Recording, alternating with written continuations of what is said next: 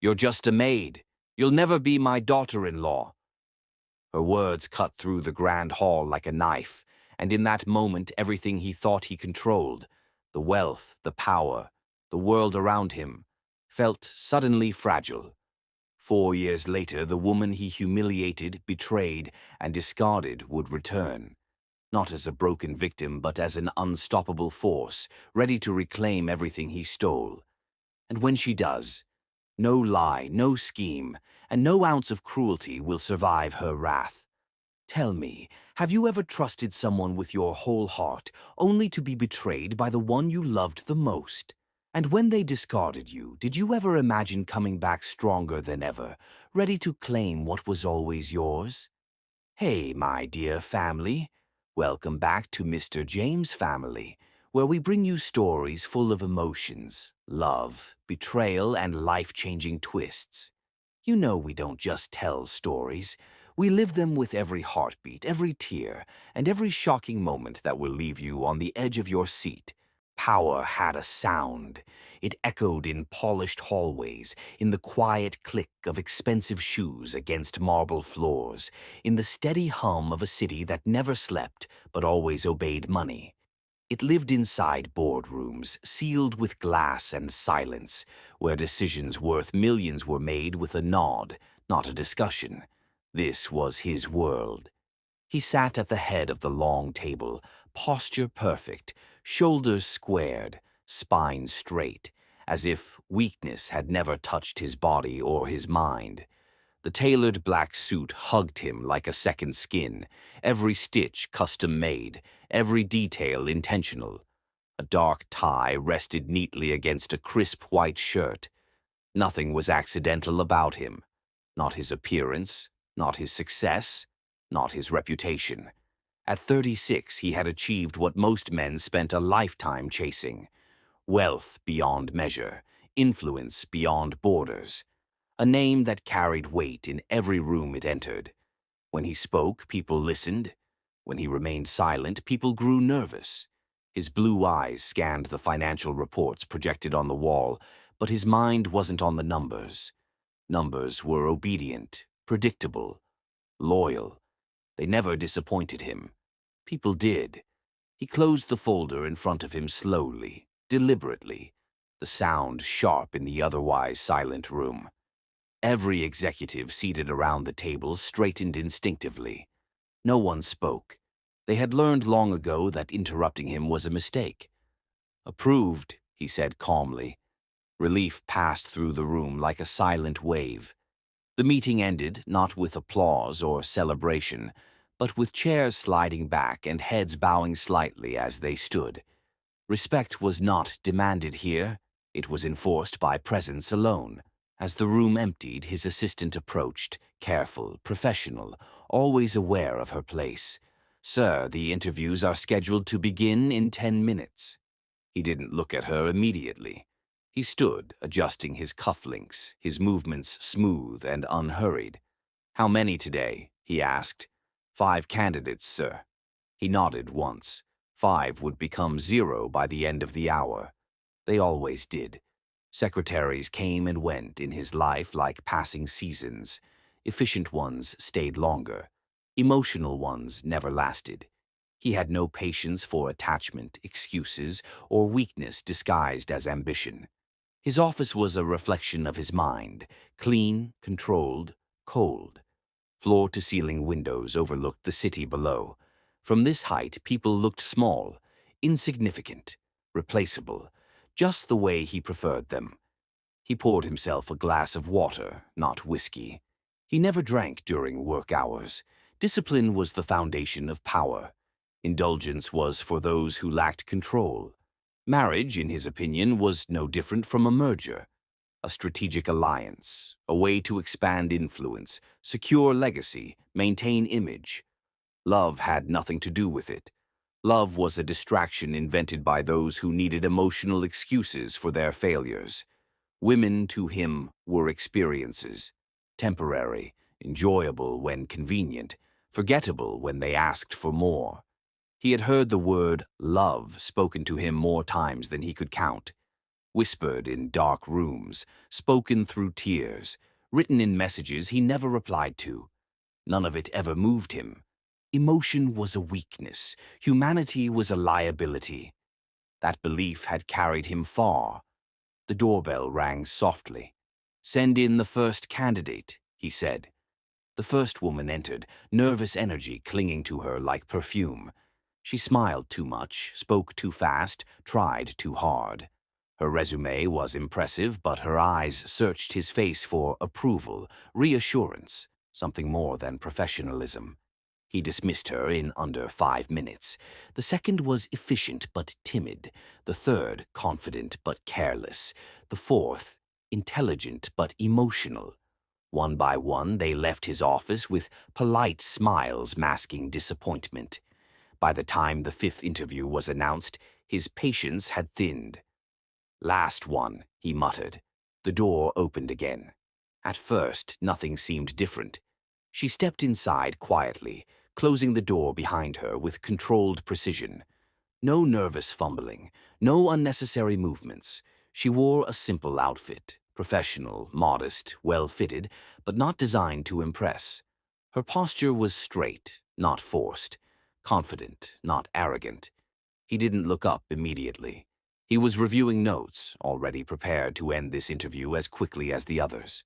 "Please have a seat," he said flatly. She did.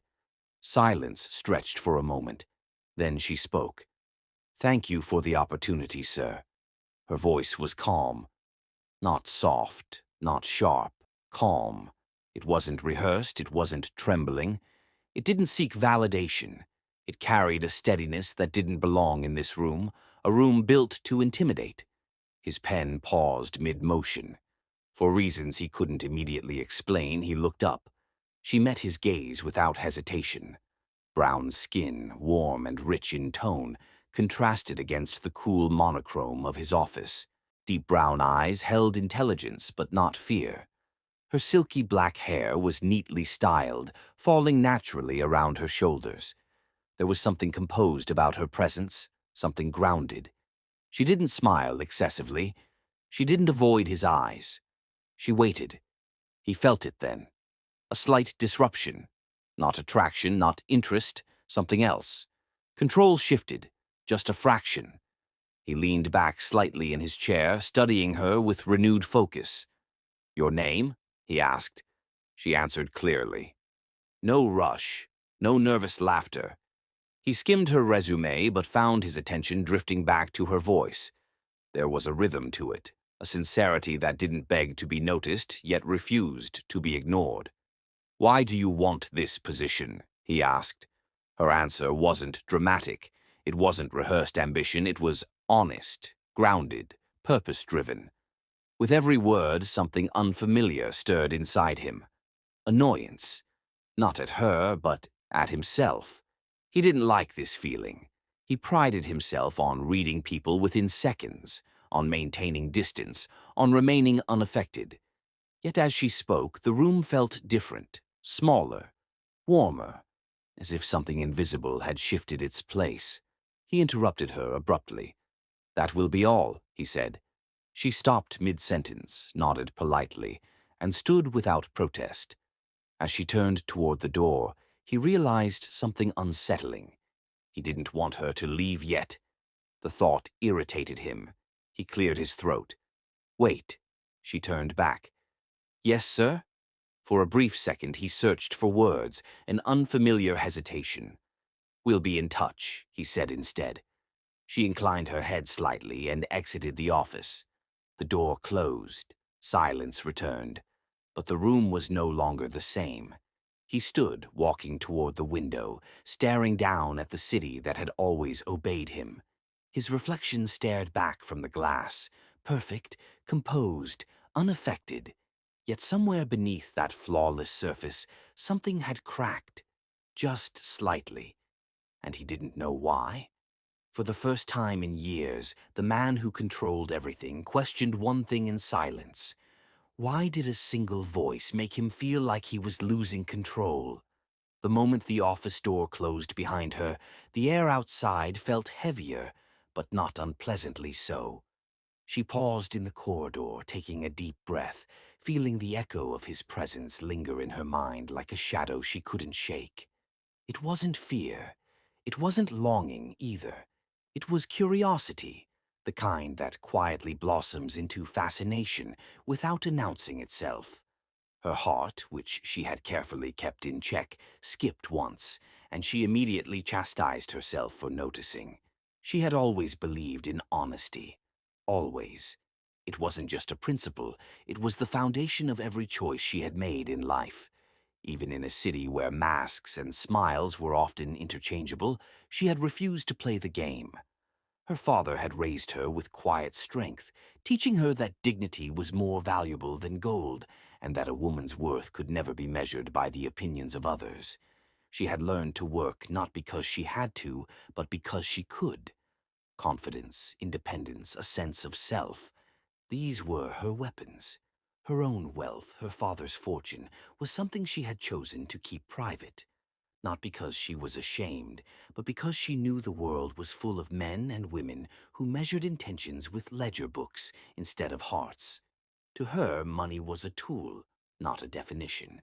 This job at the billionaire's firm was a step to prove her own capability, her own resilience. She did not need to lean on her father's name, nor did she seek validation from anyone. Yet, when she entered his office, everything she thought she knew about people was challenged. He was unlike anyone she had ever met. His presence was imposing, undeniably powerful, but not oppressive.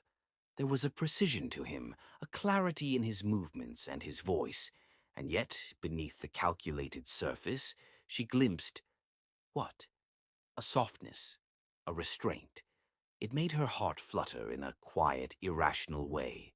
She had never been drawn to men like this before, never been tempted to trust a stranger so quickly. She reminded herself firmly, he is a businessman, that is all. Charm is part of his work. But the words he had spoken, the way he had listened, just for a moment, felt different. They weren't designed to manipulate. She was sure of it, and that certainty was dangerous. Dangerous because it stirred hope.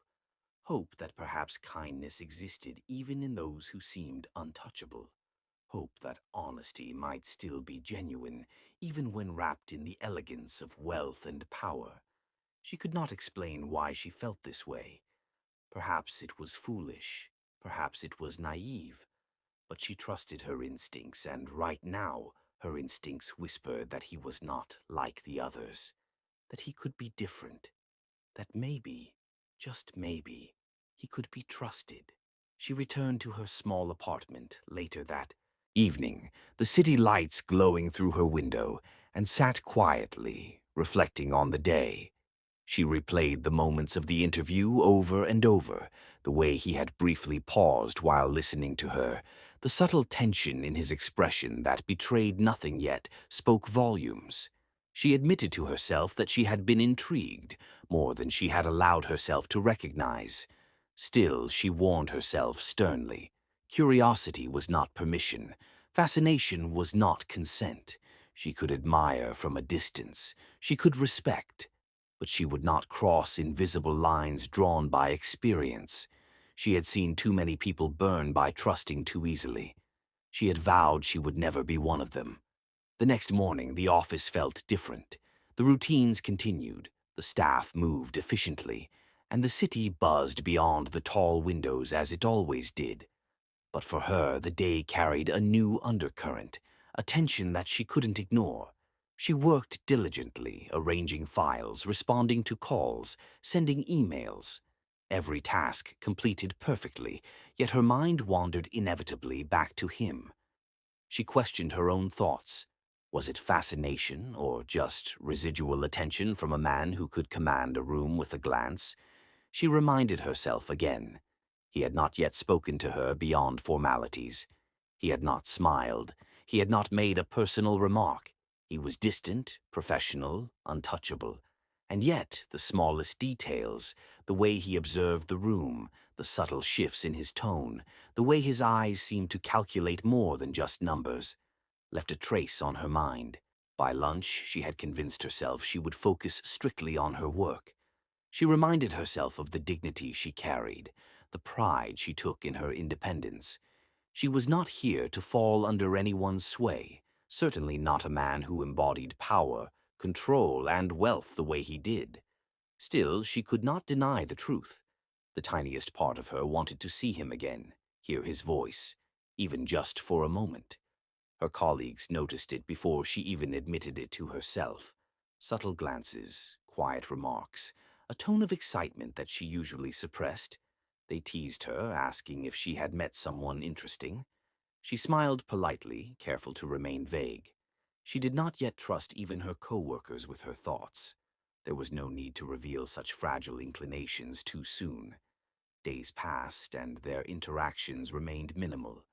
She observed him from afar during meetings, noting how he moved with calculated precision, how he measured words, how he commanded attention without demanding it.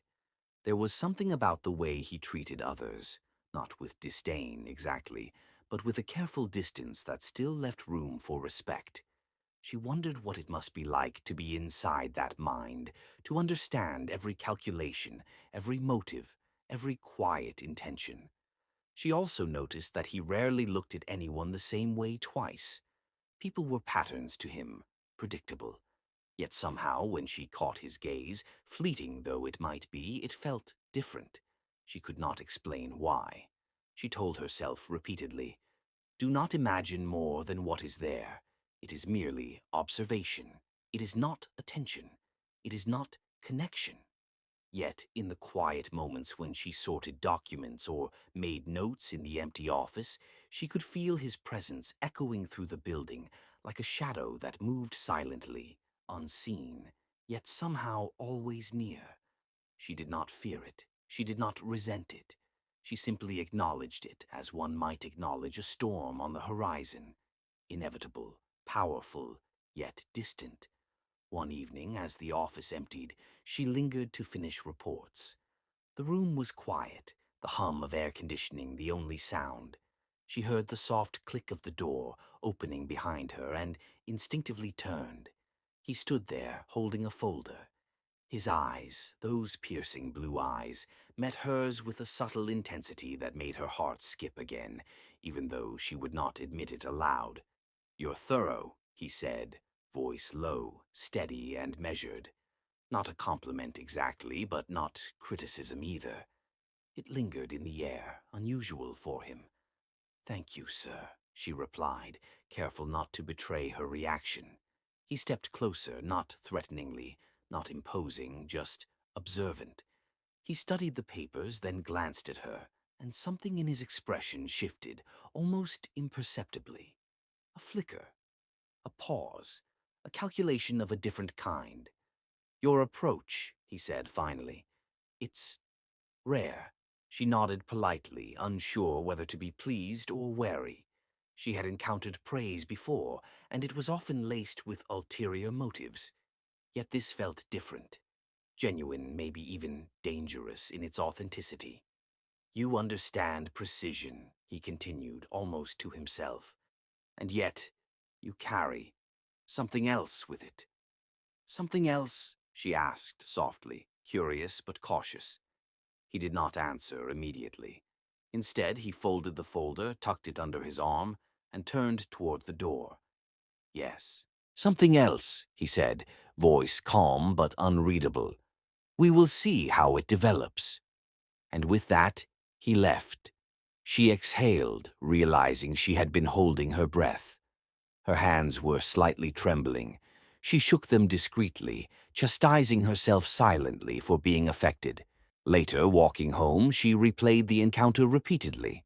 She told herself that she was being foolish, that no man, no matter how polite or intense, could change the course of her life simply by noticing her work.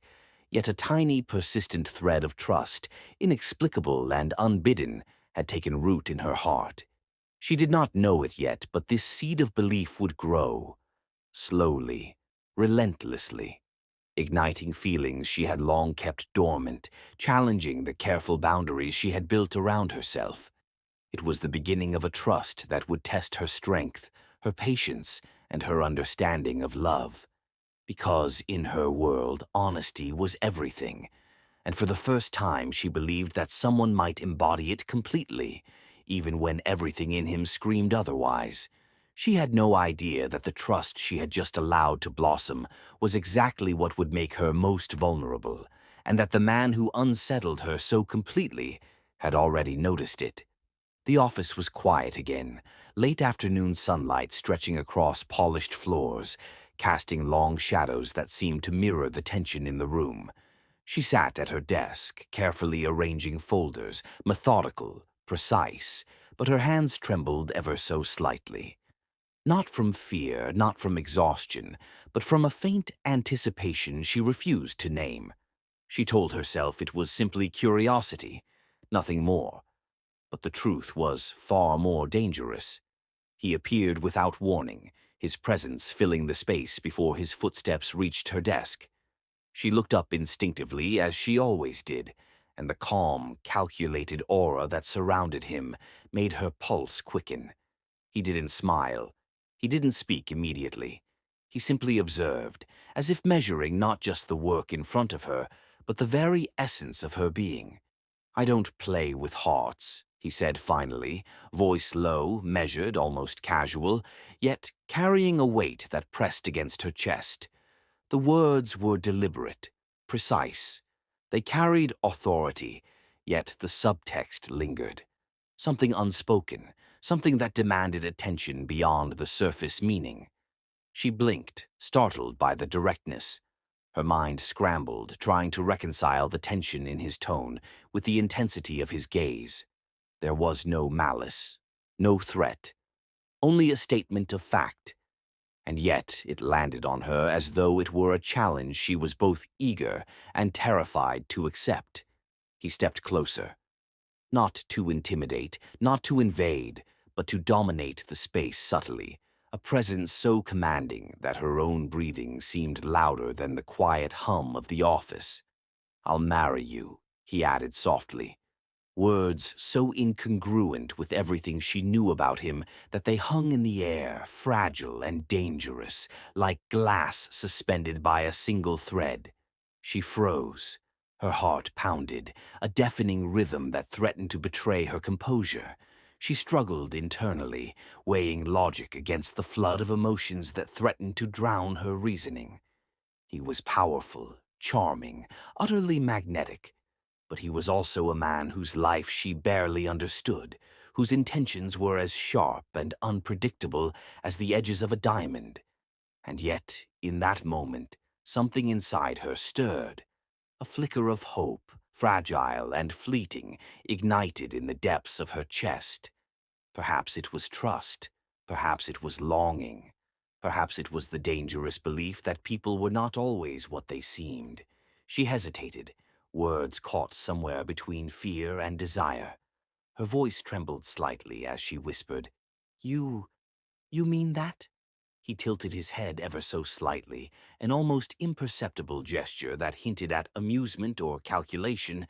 It was impossible to tell which. "Yes," he said simply. "I mean it." The simplicity of the statement was disarming. There was no flourish, no dramatics, no grandiose gestures. Just words carefully chosen, delivered with the precision of a man who knew the power of suggestion and the patience to let it take hold. Her mind fought against the pull of emotion, against the swell of hope that threatened to engulf her. She had been trained to measure risk, to calculate the intentions behind actions, to guard her heart with the vigilance of a warrior. And yet, here she was, teetering on the edge of something she could neither predict nor fully comprehend. I I need to understand," she managed to say, her voice soft but steady, betraying only the faintest hint of vulnerability. You want to marry me? For real?" He leaned slightly forward, voice a whisper now, so low that it seemed to brush against her ear with dangerous intimacy. "I said it, and I meant it. You must understand. I don't make promises lightly." Her chest tightened. The weight of his words, the sincerity she sensed, or thought she sensed, pressed down on her heart. She wanted to believe him. She wanted to grasp the warmth of what he implied, to wrap herself in the promise like a fragile shield against the harshness of the world. Days passed, yet the memory of that moment lingered like a shadow she could not escape. She found herself replaying the words over and over, dissecting the inflections, the subtle pauses, the fleeting expressions that accompanied them. Every detail became significant, every nuance a clue to deciphering his true intentions. She confided in no one. This trust, delicate and dangerous, belonged solely to her. Her friends noticed a change, a brightness in her eyes, a softening in her voice when she spoke about work, a newfound determination tempered with vulnerability. They asked subtly if someone had caught her attention, but she simply smiled, vague and non-committal. She did not yet understand the gravity of what had happened, nor did she recognize the peril lurking behind the carefully chosen words he had spoken. She began to see him differently. Every glance, every gesture, every measured sentence carried new weight. She searched for honesty where there might be none, for warmth where perhaps only calculation existed. Her heart, untrained in suspicion, was vulnerable. She did not see the trap, the subtle manipulations that had already begun. She mistook careful observation for genuine interest, strategy for desire, control for affection. And he noticed. Every flicker of trust, every whisper of hope, every hesitant smile was catalogued in his mind with precision. To him, she was a challenge, an opportunity, a carefully measured equation waiting to be solved. He did not yet feel affection. He did not yet feel warmth. He felt power, fascination, and the thrill of control, the intoxicating sensation of someone placing their faith in him without question. Yet, there was a part of him, buried deep beneath the layers of calculation and detachment, that felt curiosity, a subtle shift, almost imperceptible, that hinted at the possibility that this was different from the countless others who had crossed his path. And it unsettled him. He invited her to discuss a project in his office late one evening. The room was quiet, lights dimmed, the city outside glittering in oblivious grandeur. He spoke softly, carefully, threading compliments with critiques, questions with observations. Every sentence was deliberate, every gesture was intentional. He guided her thoughts, subtly shaped her decisions, all while maintaining a distance that kept her believing she had influence. She left that night convinced she had glimpsed something real in him, something beyond the cold veneer. She carried the promise in her heart, soft and dangerous, believing it was a truth she had been granted, not realizing that to him it was already part of a design she could not yet perceive. The subtle power shifts continued. He began to test her, not with obvious challenges, but with scenarios that measured her patience, her judgment, her loyalty. He watched how she handled ambiguity, uncertainty, the slightest stress. And in doing so, he found the one thing that fascinated him most: her unquestioning belief in honesty, in integrity, in love. It was the perfect foundation. For her, a seed of trust had blossomed. For him, a tool of influence was taking shape.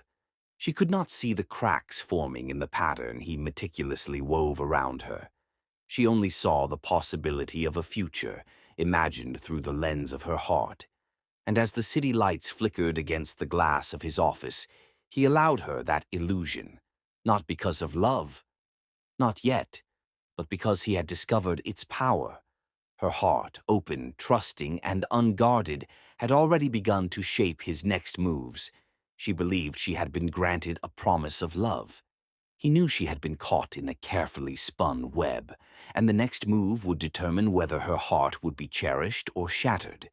The following morning carried a quiet tension that clung to her like a second skin.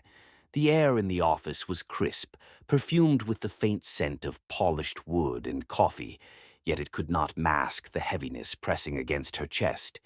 She had rehearsed her question countless times, each iteration braver than the last, until the words finally escaped her lips with trembling certainty. "Sir, about marriage." Her voice barely rose above the hum of the air conditioning. She looked up, searching his expression for the slightest hint of warmth, of promise, of reassurance. The shift was immediate. The subtle curiosity, the almost imperceptible flicker of intrigue he had allowed her to see before, vanished. The soft tension she had sensed in his presence hardened into something cold and precise. His posture remained impeccable, shoulders squared, but the warmth in his eyes froze into a calculated indifference. "You and I don't belong to the same world," he said. The words were not shouted, they did not carry rage, yet they struck her like a blade, slicing through every fragile hope she had nurtured in the quiet moments since he had first spoken of marriage. They were deliberate, controlled, measured to inflict maximum impact with minimum effort. She blinked, unable to process immediately. The room seemed to tilt, the floor beneath her swaying ever so slightly, as though it had betrayed her. Her fingers clutched the edge of her desk instinctively, nails biting into the wood. She had expected hesitation, perhaps a delay, a soft no, but not this, not the absolute certainty of exclusion, the finality embedded in his tone. I thought," she began, her voice faltering, each syllable fragile, vulnerable. She searched his face for any trace of softness, a flicker of humanity, anything that could reassure her heart. But he gave none. His gaze remained steady, unreadable, impenetrable. Her mind raced. What had she misunderstood? What had she misread? The weeks of careful observation, the countless moments replayed in her mind, the fleeting interactions she had cherished, all suddenly seemed like illusions, tricks her own heart had played on her. "You cannot. You will not." She tried again, but the words lodged in her throat. Her chest felt heavy, constricted. The realization was cruel. This man, the man she had trusted, admired, even dared to love, had no intention of reciprocating, no inclination to soften, no trace of the kindness she had imagined. He leaned slightly back, the chair creaking softly beneath him, and for the first time she noticed the complete absence of any emotional pull. He was deliberate, detached, and utterly unyielding. His words were not just rejection. They were a boundary set with precision. "I told you before," he continued, voice measured, voice without emotion but full of authority. "I do not play with hearts. You overstepped by thinking this was different. You misjudged me." Her world tilted further. She had not misjudged him. She had trusted him, believed in the possibility that honesty existed even within the walls of his cold empire. She had believed that perhaps, somewhere beneath the suit, beneath the reputation, there was a man capable of genuine connection. And yet, he had revealed the truth with brutal clarity. I I love you," she whispered, a fragile tremor in her tone. She could not stop herself. It escaped her before she could weigh its danger. Her confession was raw, unguarded, and completely ignored by the man before her. He didn't flinch. He didn't look away. He didn't even sigh. It was as though her words were mere noise, inconsequential to his world, irrelevant to the precision of his intentions. Her knees threatened to buckle beneath the weight of disappointment, but she remained standing. Not because of his approval, but because she had always carried her dignity with her, even in the face of devastation. She would not collapse. Not here. Not now. I thought you meant it," she stammered, the sting of betrayal sharp and cold. "I believed—" Her voice broke, the first tears threatening to spill, hot and relentless. She swallowed hard, blinking furiously to hold them back. He remained impassive. He did not offer consolation because he had none to give. His expression was perfect, controlled, calculated, cold. And in that coldness she saw everything she needed to understand. There was no room for her feelings here. There had never been. She turned away, walking toward the door, as if each step required conscious effort, her heart heavy, but her resolve intact. Her hands shook as she gripped the doorknob, every inch of her body trembling. Yet she refused to let the vulnerability show. She would leave on her own terms. She would not give him the satisfaction of witnessing her collapse. Outside the office, the corridor stretched endlessly, silent except for the faint echo of her footsteps. She paused briefly, closing her eyes, letting the gravity of the moment settle in. Love did not disappear because the truth arrived. It lingered, stubborn and unyielding, refusing to vanish even when shattered by cruelty. The sunlight through the windows burned against her vision, blinding, yet she did not move away from it. It was a cruel illumination, casting her pain into sharp relief. She wondered why she still felt warmth in her chest, why her pulse still quickened when she thought of him, even though he had rejected her completely. Her mind replayed the moments of the past weeks, the conversations, the subtle gestures, the fleeting expressions that had once seemed significant. She had misread them, yes, but she could not fault herself entirely. People were complicated, hearts were unpredictable, and she had dared to trust. She walked through the office, past colleagues who glanced at her with curiosity, sensing the tremor in her composure. She offered polite smiles, mechanical nods, hiding the storm inside. No one could see the intensity of her inner turmoil, the battle between lingering affection and rising despair. Back at her desk, she sat down, pressing her hands against her face. The tears came quietly at first, restrained, then faster, hot and relentless. She did not sob aloud. She did not cry for pity. She cried because the heart she had given freely was met with indifference, because the trust she had placed in someone she admired had been met with calculated cruelty. Hours passed, the office emptied, lights dimmed. She remained staring blankly at the documents before her, seeing only the blur of numbers and lines. Her mind was elsewhere, replaying every word he had said, every cold glance, every subtle dismissal. She questioned herself, wondered if she had been naive, foolish, too trusting.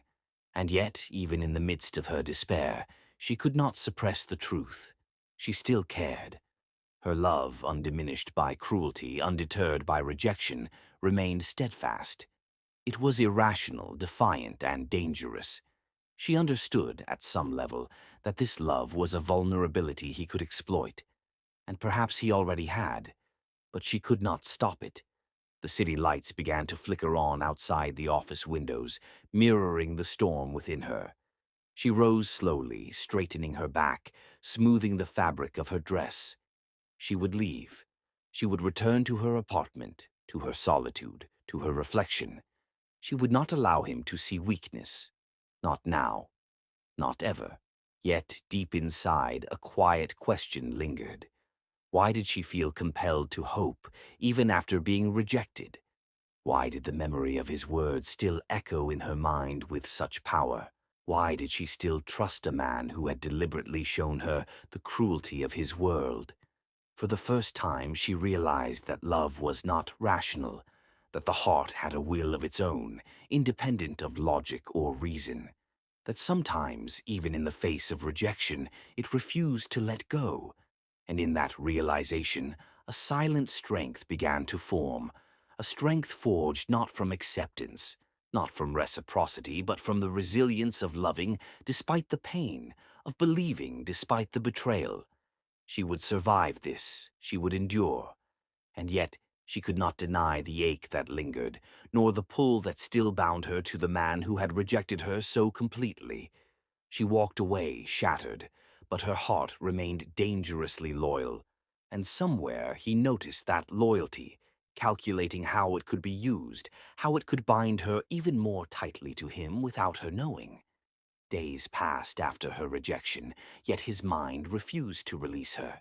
He had dismissed countless women, discarded fleeting interests, and yet she lingered, not in the usual way, not as an object of desire, but as a puzzle, a variable he could not predict. Her trust, her unwavering heart, haunted him more than he cared to admit. Then the information came. A casual remark in a board meeting, a mention of her family in passing, led him down a path of investigation he had never expected. Her father, a man of immense influence and wealth, had kept his fortune under wraps, a life lived quietly, away from the public eye. And she, his daughter, the woman who had captured his attention, had intentionally remained unaware that she possessed more than enough to never need a job like this. At first, his reaction was subtle, almost imperceptible. A flicker of surprise, a raising of a brow, a tightening of the jaw. Then, slowly, the truth settled in, and with it, a new emotion: greed. It was not guilt, it was not admiration. It was a cold, precise realization of opportunity. He leaned back in his chair, the leather creaking beneath him, and allowed the information to roll through his mind like a calculation. She believed in honesty, in love, in sincerity. She believed that people could be trusted, and she had trusted him. That trust, that faith in human decency, suddenly became a tool he could wield with subtle precision. Marriage, which he had once dismissed as merely a transaction for power or image, now presented itself as the ultimate strategy. By winning her, by coaxing her trust once more, he could secure access to wealth and influence far beyond what he had imagined. The game had changed, and he had been given the perfect piece to play. His assistant entered quietly, holding reports and schedules. He barely glanced at her, mind already spinning through plans and contingencies. Yet he spoke as if to test his own reasoning. "She is clever," he said aloud, almost to himself. "Clever, unsuspecting, and far too trusting. Perfect." He smiled faintly, a curve of lips devoid of warmth, imagining the next step. Every plan, every movement, every word would be measured, carefully chosen to create the illusion of sincerity. She would believe this was fate, that life had offered her a second chance, that the man who had once rejected her had changed. And she would not suspect the truth. The change was not in him. It was in the opportunity she presented. By the following week, he arranged a meeting. He approached it casually, as if it were a routine discussion, but each step, each glance, each inflection of his voice was a calculated lure. She entered, unaware of the storm brewing beneath his composed exterior. Her trust remained intact, fragile and beautiful, a thread that could bind her to him again. "Good evening," he said smoothly, gesturing for her to sit. His voice carried the same subtle warmth she had once mistaken for sincerity. "I wanted to discuss an opportunity, a possibility."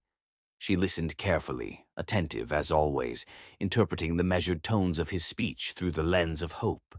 She believed, as she often did in second chances, in the kindness that might exist even in those who seemed unapproachable. "You and I," he began, pausing deliberately, "have had misunderstandings in the past."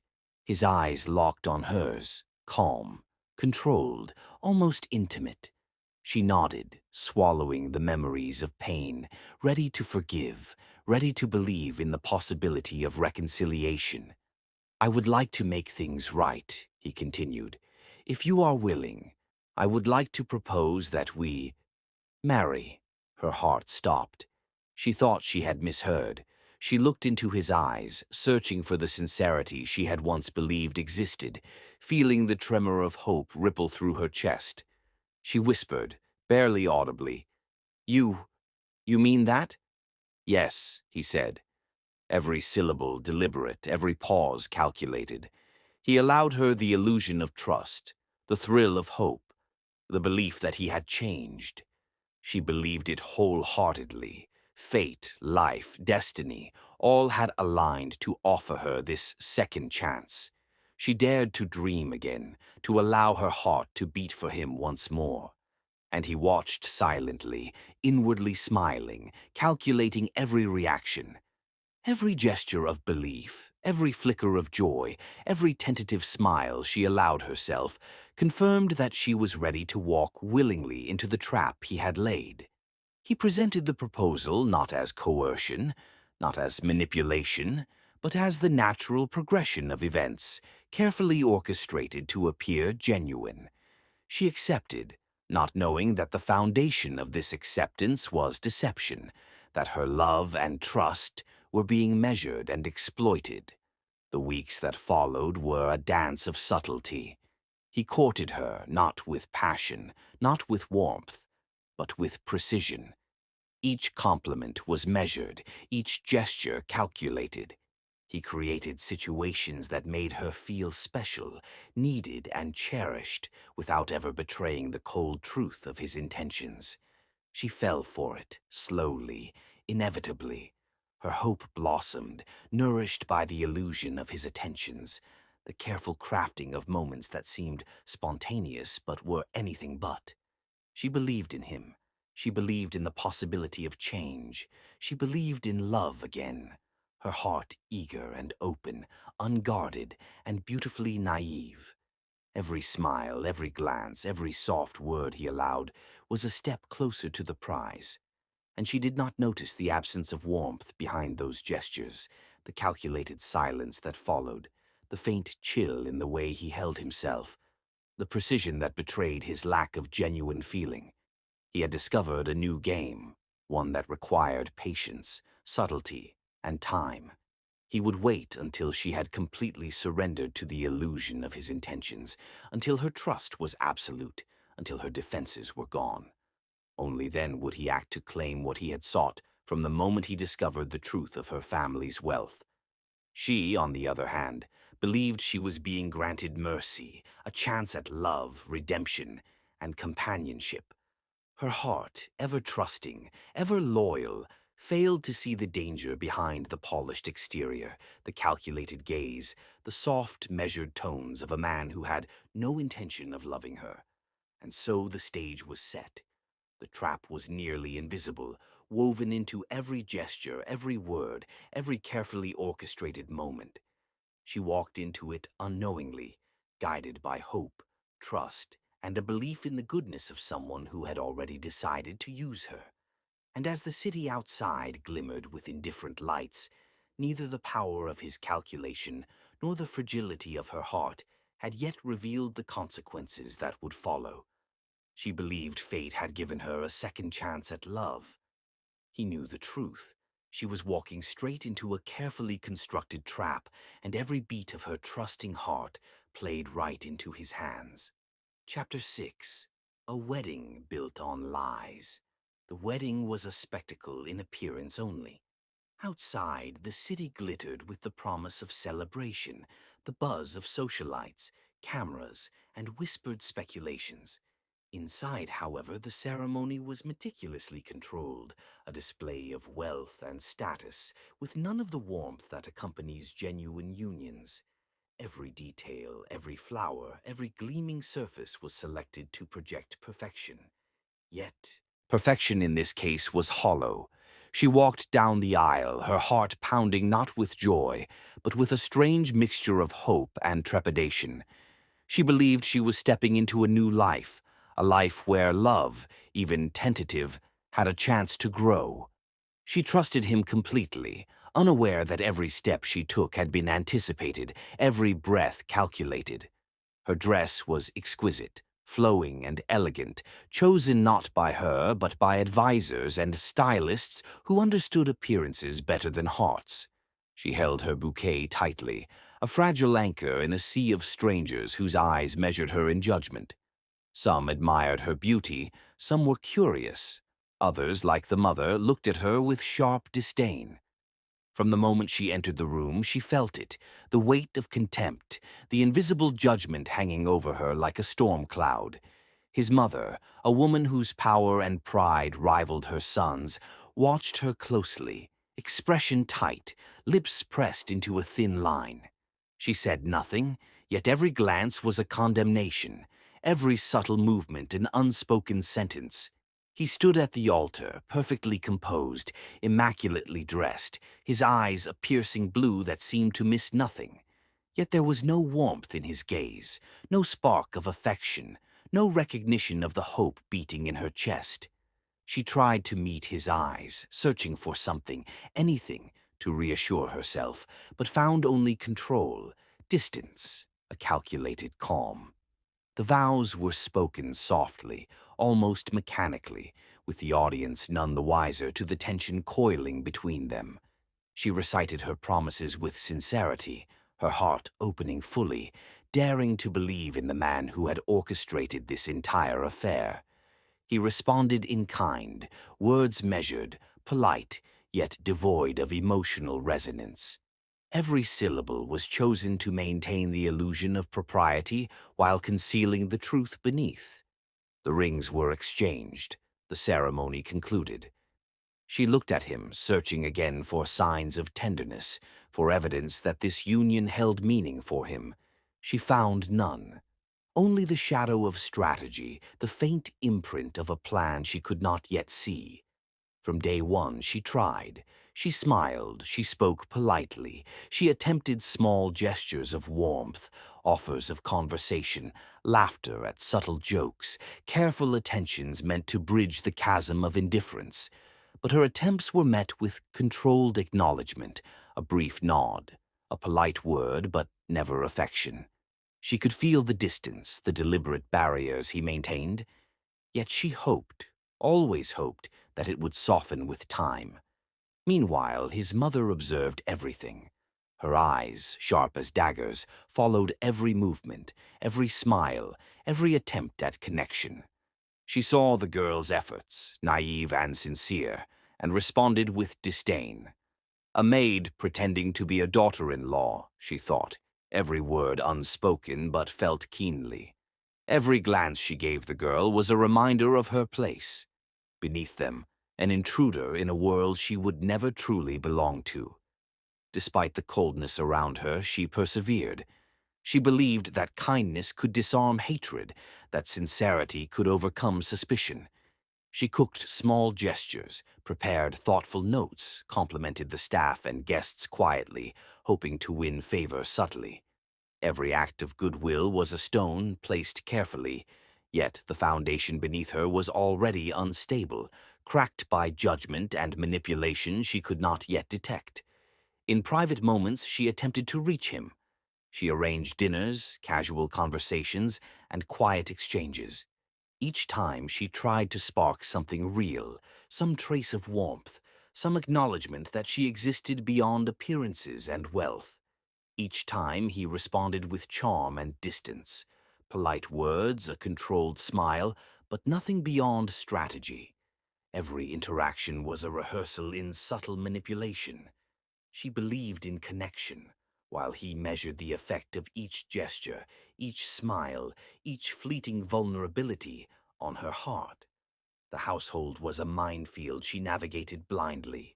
Servants and staff, long accustomed to the mother's ruthless control, whispered warnings in hushed tones. She brushed them off, believing that with patience, understanding, and compassion, she could change the atmosphere, soften the disdain, and carve a space for herself where warmth might flourish. Yet the danger was tangible, though she did not perceive it. Every calculated pause, every curt response from him, every measuring glance from his mother, built a network of threats around her, invisible but suffocating.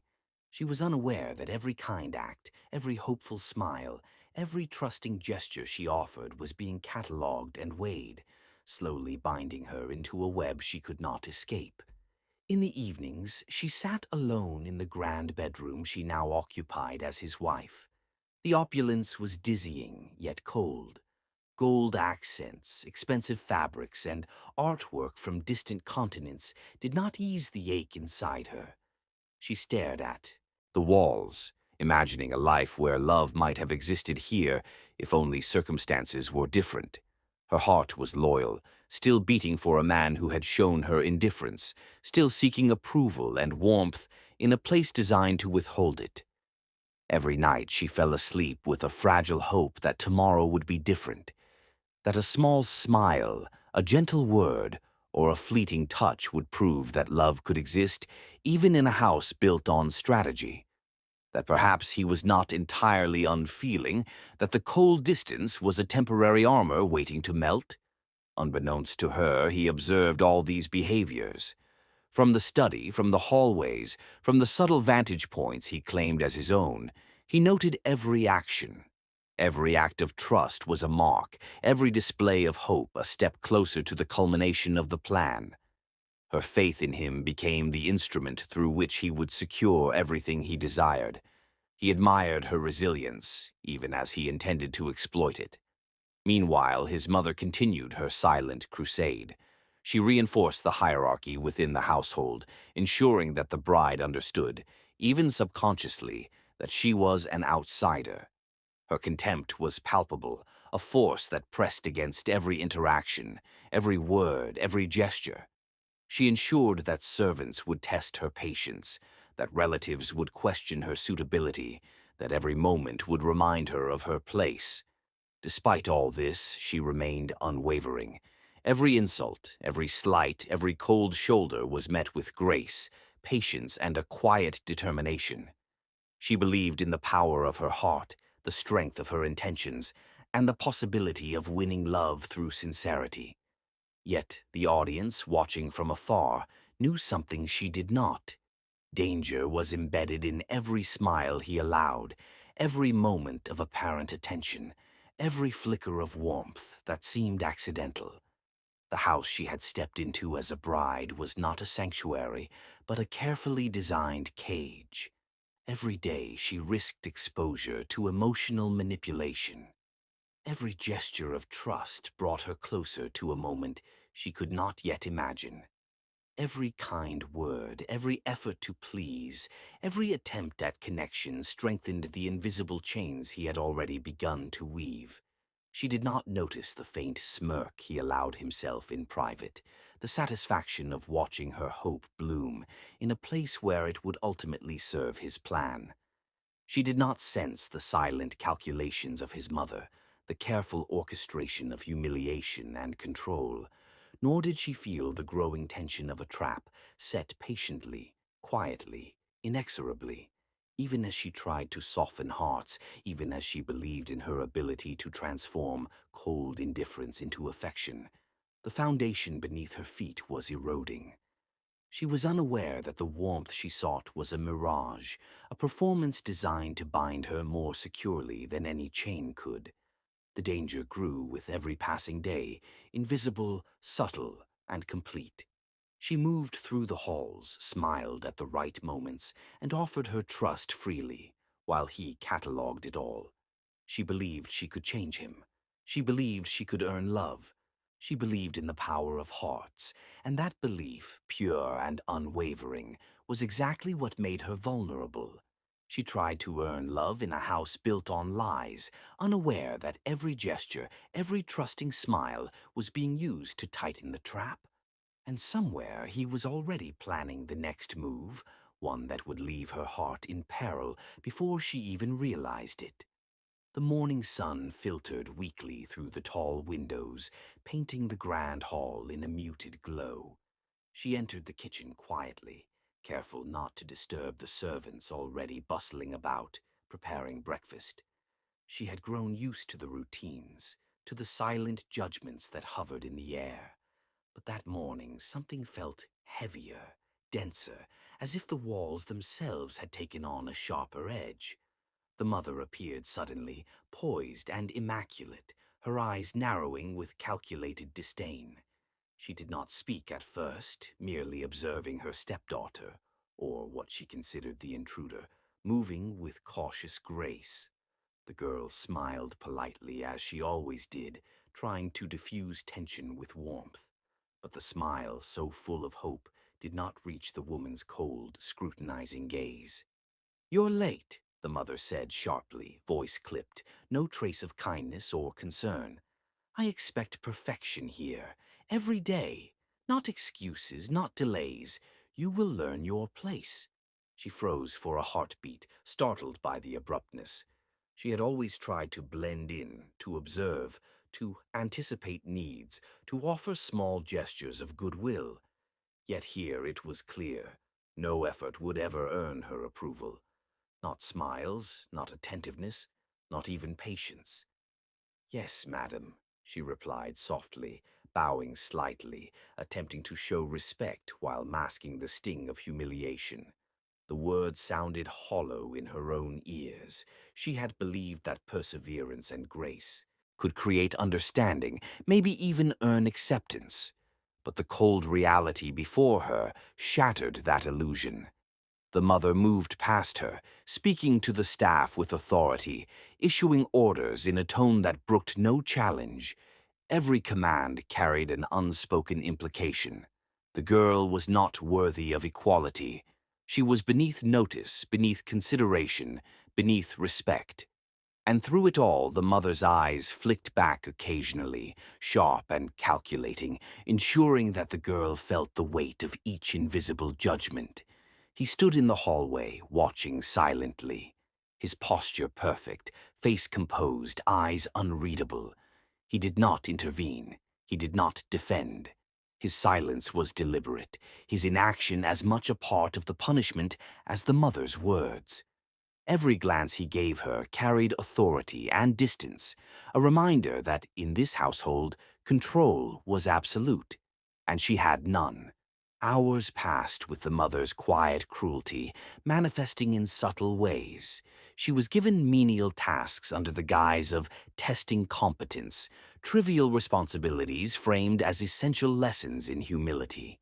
She scrubbed floors she had never imagined cleaning in this opulent house, organized cabinets, polished silverware. Every action, every gesture reminded her of her position, expected obedience, not respect.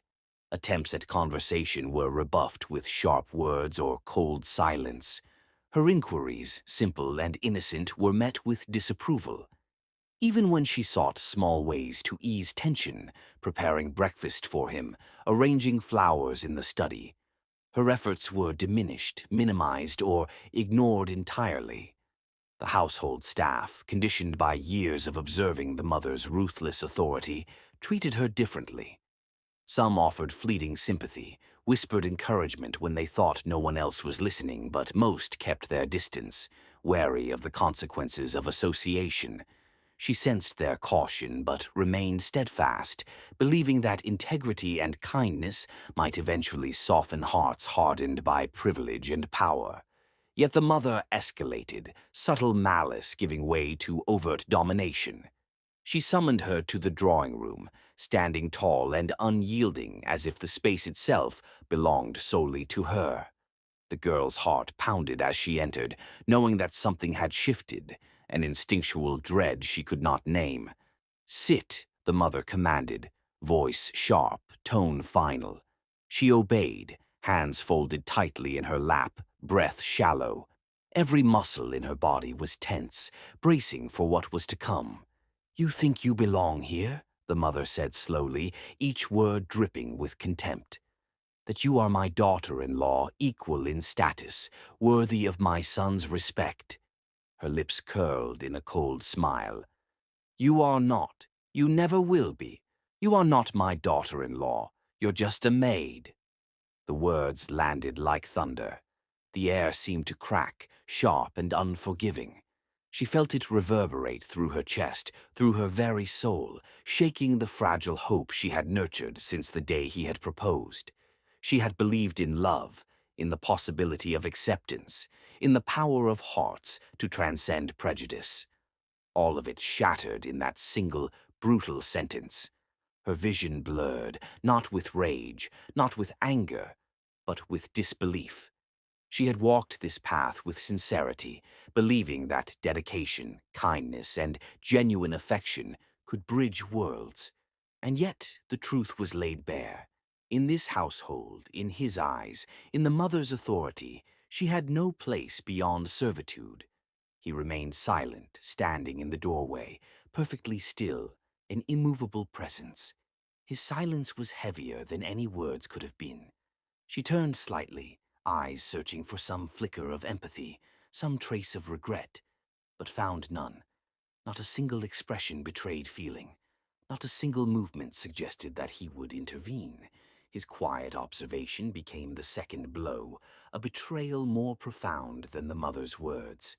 The mother continued, dictating the remainder of the day with precise cruelty. Every request was a reminder of her place, every glance a condemnation, every subtle sneer a reinforcement of her inferiority. Tasks were no longer framed as lessons, they were instruments of humiliation. She obeyed, silently, holding on to her dignity as best she could, her heart aching with every action, every word, every cold glance from the pair who should have been her allies. She worked tirelessly, polishing surfaces, organizing rooms, serving meals, each act heavy with the invisible weight of judgment. Yet, despite the emotional assault, her spirit remained unbroken, fragile yet persistent, clinging to hope like a lifeline. He watched it all, the resilience, the pain, the unwavering kindness in the face of cruelty, and made notes, mental and precise. Every reaction, every flicker of discomfort, every attempt to preserve her composure was observed, catalogued, and calculated.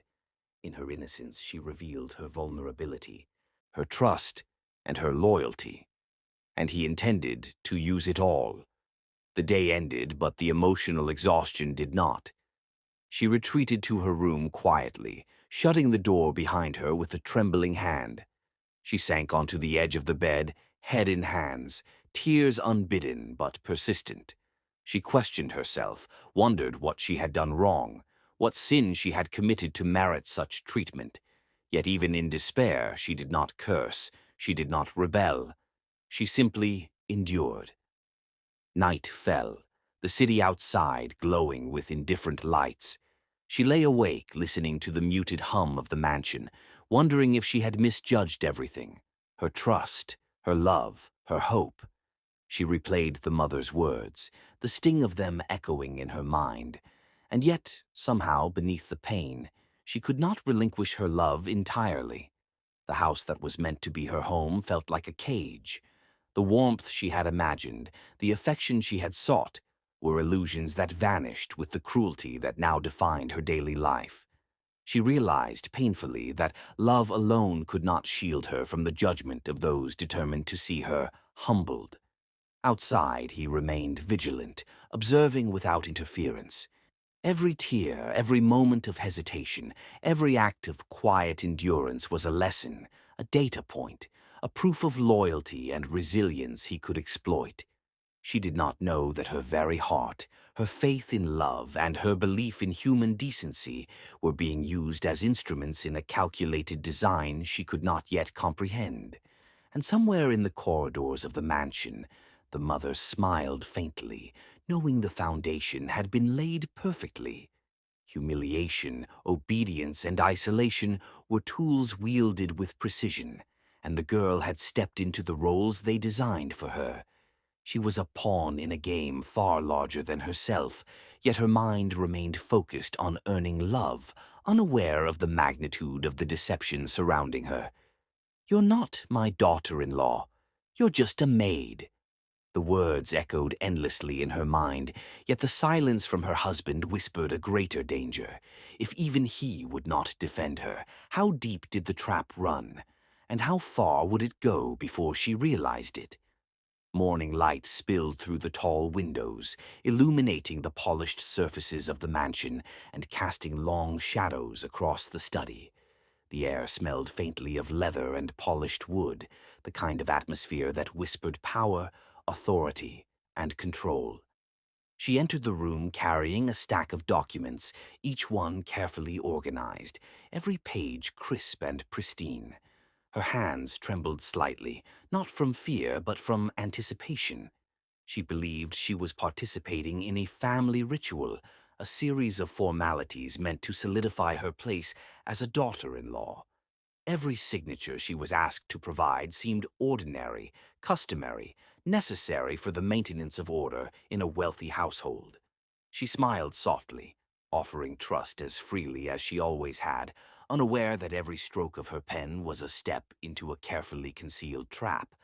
He sat across from her, his blue eyes fixed on the papers rather than on her. His hands were folded neatly, posture perfect, yet the slight tension in his shoulders betrayed an emotion he had not allowed himself to feel in weeks. A flicker of guilt. Not remorse for what he was about to do, but the awareness that she believed in him so completely, that she trusted him utterly, and that trust would be exploited. She looked up, offering him a faint, tentative smile. All of this, just formalities, right? Her voice was gentle, filled with the confidence of someone who believes in honor and honesty. I'm just signing what's necessary for the family, for the property. Nothing complicated. He nodded curtly, his expression carefully neutral. Of course, it's all just procedural. His words were measured, controlled, designed to reassure her while concealing the truth. He avoided her eyes, focusing instead on the papers, because looking at her directly would risk revealing the calculated intentions behind every stroke of the pen, every clause buried in legal language. She began signing the documents, page after page, each line a symbol of her trust. She did not read every word. She assumed the words reflected what she had been told, that this was normal, routine, necessary. She smiled again, a little more confidently, thinking she was fulfilling her role as a responsible member of the family. Behind her, he observed quietly, calculating, measuring. Every movement of her hand, every soft exhale, every trusting glance was a confirmation that she had fallen into the trap he had meticulously designed. The thrill of power was tempered by the faint shadow of guilt, the knowledge that she was unaware of the betrayal, unaware that her very faith in him was the key to transferring her inheritance. Hours passed as she worked through the stack of documents. She paused occasionally, looking at him with an expression seeking connection, hoping for a hint of pride, a small sign that she had done well, that she had earned some approval. He nodded sparsely, never meeting her eyes, the silence between them heavy and loaded. She interpreted it as seriousness, professionalism, and dutifulness, not realizing that it masked his calculation and cold intent. The mother, of course, was watching from a distance. She did not need to intervene. The foundation had been laid perfectly. Every gesture of obedience, every careful smile, every trusting signature solidified the illusion. She allowed the girl to believe she was participating fully in family matters, all while subtly guiding her to the documents that would transfer the wealth she had believed was shared. She leaned back finally, pushing the last sheet across the polished table. "Done," she said softly, exhaling with relief. Her hands felt heavier than when she had entered, burdened with the weight of responsibility, of trust, of hope. "It's all done. I hope I did everything correctly." He nodded again, still avoiding her gaze. "Yes, everything is fine." His words were accurate in the sense that the documents were indeed complete, but the meaning behind them had shifted entirely from what she believed. Every signature, every mark of trust, had been funneled to serve a purpose she could not yet comprehend. For her, the day ended with a sense of satisfaction. She had contributed, she had participated, she had fulfilled her duty. She believed in the family, in her role, in the trust she had placed in him, and, by extension, in the institution of marriage itself. She did not see that her faith had been manipulated, that her very trust had become a tool for control. He rose quietly, closing the folder and placing it neatly in a drawer. He glanced at her briefly, seeing the faint smile of accomplishment, the soft glow of satisfaction in her eyes. And then he looked away. The faintest trace of guilt touched his conscience, but it was fleeting. Love had never entered into this transaction, but trust had, and trust, once given, was the most powerful weapon he could exploit. That evening she went to her room, carrying the day's sense of achievement like a shield. She could not have known that with every document signed, with every careful motion of her hand, the foundations of her inheritance had been quietly dismantled, redirected, transferred into accounts and holdings controlled by him. The realization, when it came, would not be a sudden shock, but a slow, creeping horror that her belief in people, in loyalty, in love, had betrayed her. Even in solitude, she felt the warmth of accomplishment, unaware that it masked a deception that would soon unravel every assumption she had made about family, trust, and love. She had believed her participation was a bridge, a joining of hearts and responsibilities. In truth, it was the first step in a carefully orchestrated betrayal. At dinner, he remained silent, polite but distant. The mother, ever watchful, allowed the evening to pass with minimal interaction, satisfied that the trap had been set with the girl's own hands. She continued her careful observation, noting the way the bride spoke, the way she moved, the subtle gestures of hope and faith that betrayed her vulnerability. She smiled gently at him during the meal, offering conversation, attempting connection. He answered with controlled politeness, measured responses, and eyes deliberately avoiding hers. His silence was deafening in its implication. She interpreted it as patience, thoughtfulness, or reflection. He intended it as manipulation. The night grew deep, and she retired to her room, reviewing the day in her mind. Each smile, each gesture of service, each signature had seemed so simple, so ordinary. And yet, beneath the simplicity, the machinery of betrayal moved quietly, invisibly, inexorably. She had trusted, she had given freely, and in doing so she had unwittingly placed herself in a vulnerable position that could be exploited. She fell asleep with a heart full of faith, not realizing that the very act of trusting had become the instrument of her loss.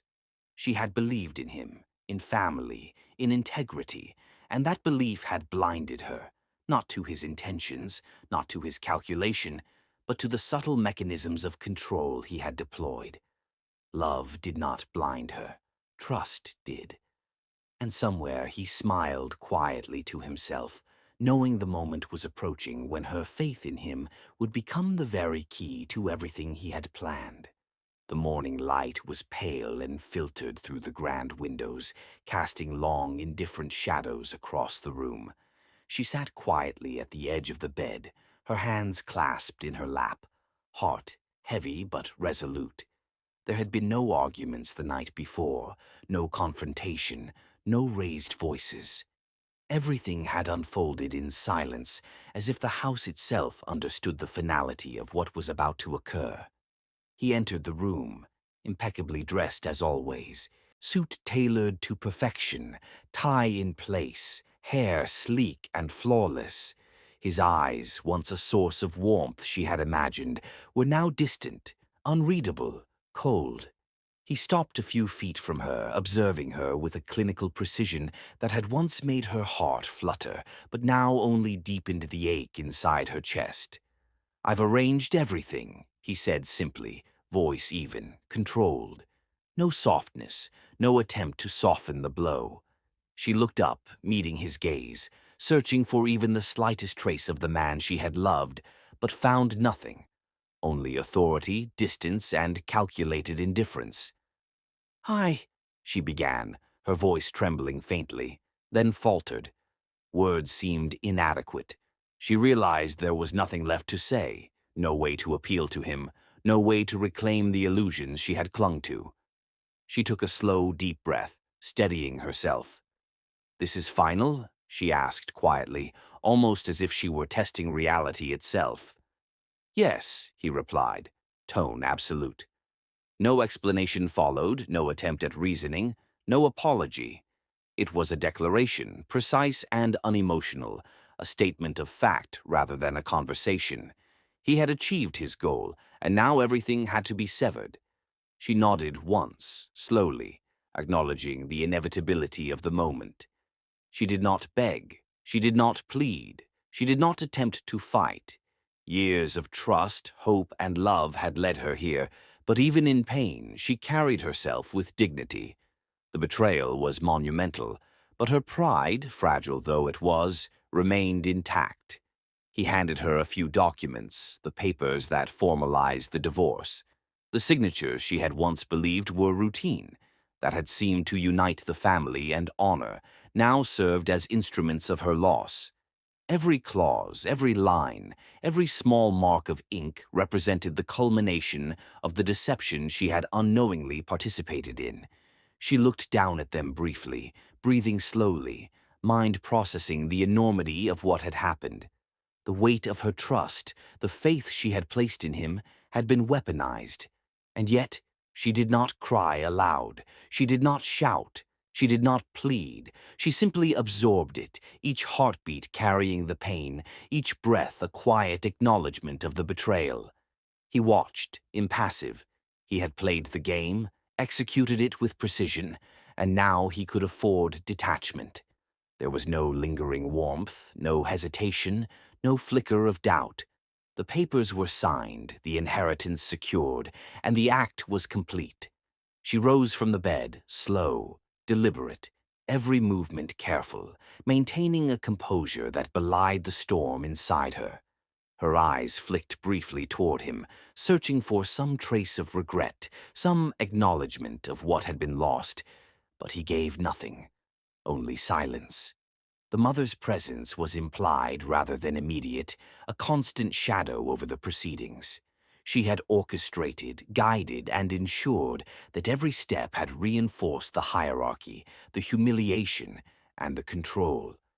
Even now she would have silently observed from some corner, satisfied that the girl who had dared hope for acceptance had been stripped of illusion. Packing her belongings, she moved through the house quietly. Every room held memories twisted by betrayal, moments she had believed in that were now tainted. The flowers she had arranged, the meals she had prepared, the laughter she had shared, all reinterpreted through the lens of deceit.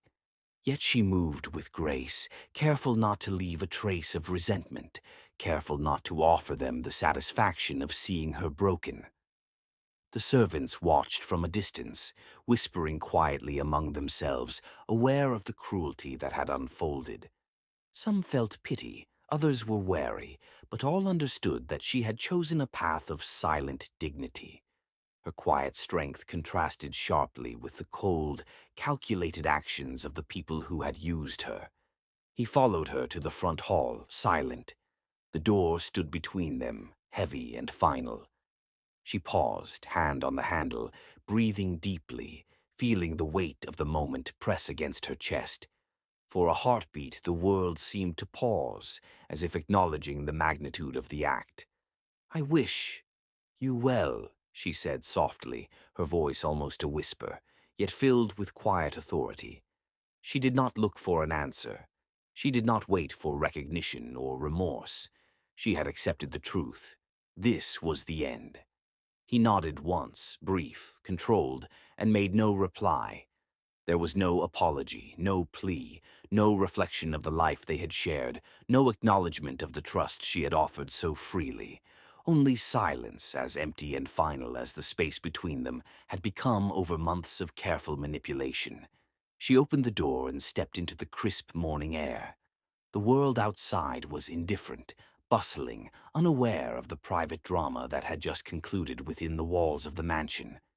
She carried nothing but her resolve, her dignity intact, her heart heavy yet unyielding. She had been betrayed, used, and humiliated, but she had not allowed the pain to define her final actions. As she walked away, the mansion behind her seemed to shrink, the opulence meaningless in the face of human betrayal. The streets embraced her anonymity, the city offering a refuge in its indifferent crowds. She did not look back, she did not pause, she did not beg for recognition or pity. She simply moved forward, leaving behind the hollow grandeur and the men who had misused her trust. Inside, he watched the door close, the space between them final. He had achieved his goal, secured the inheritance, and manipulated every step. And yet a faint shadow of uncertainty crept across his mind. For all his control, all his calculation, he could not entirely anticipate the consequences of her resilience, her dignity, her silent departure. Her absence left a hollow echo in the mansion, a quiet void where trust and love had once existed. The mother's satisfaction remained, cold and absolute, but even she could sense that this was not the end. Something about the girl's quiet strength, her refusal to beg or break, hinted at a storm she could not yet comprehend. She had left with nothing, yet carried everything that truly mattered: self-respect, quiet strength, and an unbroken heart. And somewhere in the distance, beyond the city streets and the glittering lights, the first seeds of her return were already taking root, nurtured by the injustice she had endured. She walked away silently, leaving behind the mansion, the lies, and the betrayal. But in her heart, a quiet fire burned, and somewhere he would soon discover that what he had thought broken could not be crushed so easily. 4 years passed quietly, but in a way that changed everything. To the world she had disappeared. The mansion, the city, and even the whispers of society carried rumors about her fate. People said she had been broken, defeated by betrayal and cruelty. They speculated endlessly. Some claimed she had vanished entirely, swallowed by the shadows of a world that had once humiliated her. Others whispered that she had failed to reclaim her dignity, that her trust had been her undoing. But none of it was true. She had not vanished. She had transformed. In a modest apartment in a distant city, far from the glittering wealth and cold grandeur of the mansion, she began again. The walls were bare, the furniture simple, but it was hers. It was space for thought, for focus, for rebuilding. Each morning she rose before dawn, her body still carrying the weight of years spent in emotional bondage, yet her mind was sharper, her purpose clearer. Pain had become her discipline, betrayal her fuel. She spent hours in study, not merely casual learning, but deliberate, calculated education in finance, business law, corporate strategy, and leadership. Her fingers, once used for gestures of trust, now typed contracts, analyzed financial statements, and drafted complex legal strategies. She devoured books, attended seminars, absorbed knowledge from experts who had never known her past, never known her as the naive bride who had been deceived. Her body, once a vessel of vulnerability, became a symbol of strength. Exercise, endurance, precision. She sculpted herself not for vanity, but for power, confidence, and presence. Each movement was intentional, each step deliberate. Her eyes, deep brown and radiant, reflected both wisdom and unyielding determination. Her hair, glossy and impeccably styled, became a crown she wore quietly, not for admiration, but as a reminder of who she had become. She built networks, connections, allies who respected her acumen, not her naivety. She surrounded herself with skilled professionals, financial advisors, legal experts, consultants, all of whom she trusted with her vision. Every decision, every step was meticulous, calculated. She was no longer the trusting bride who had signed documents blindly.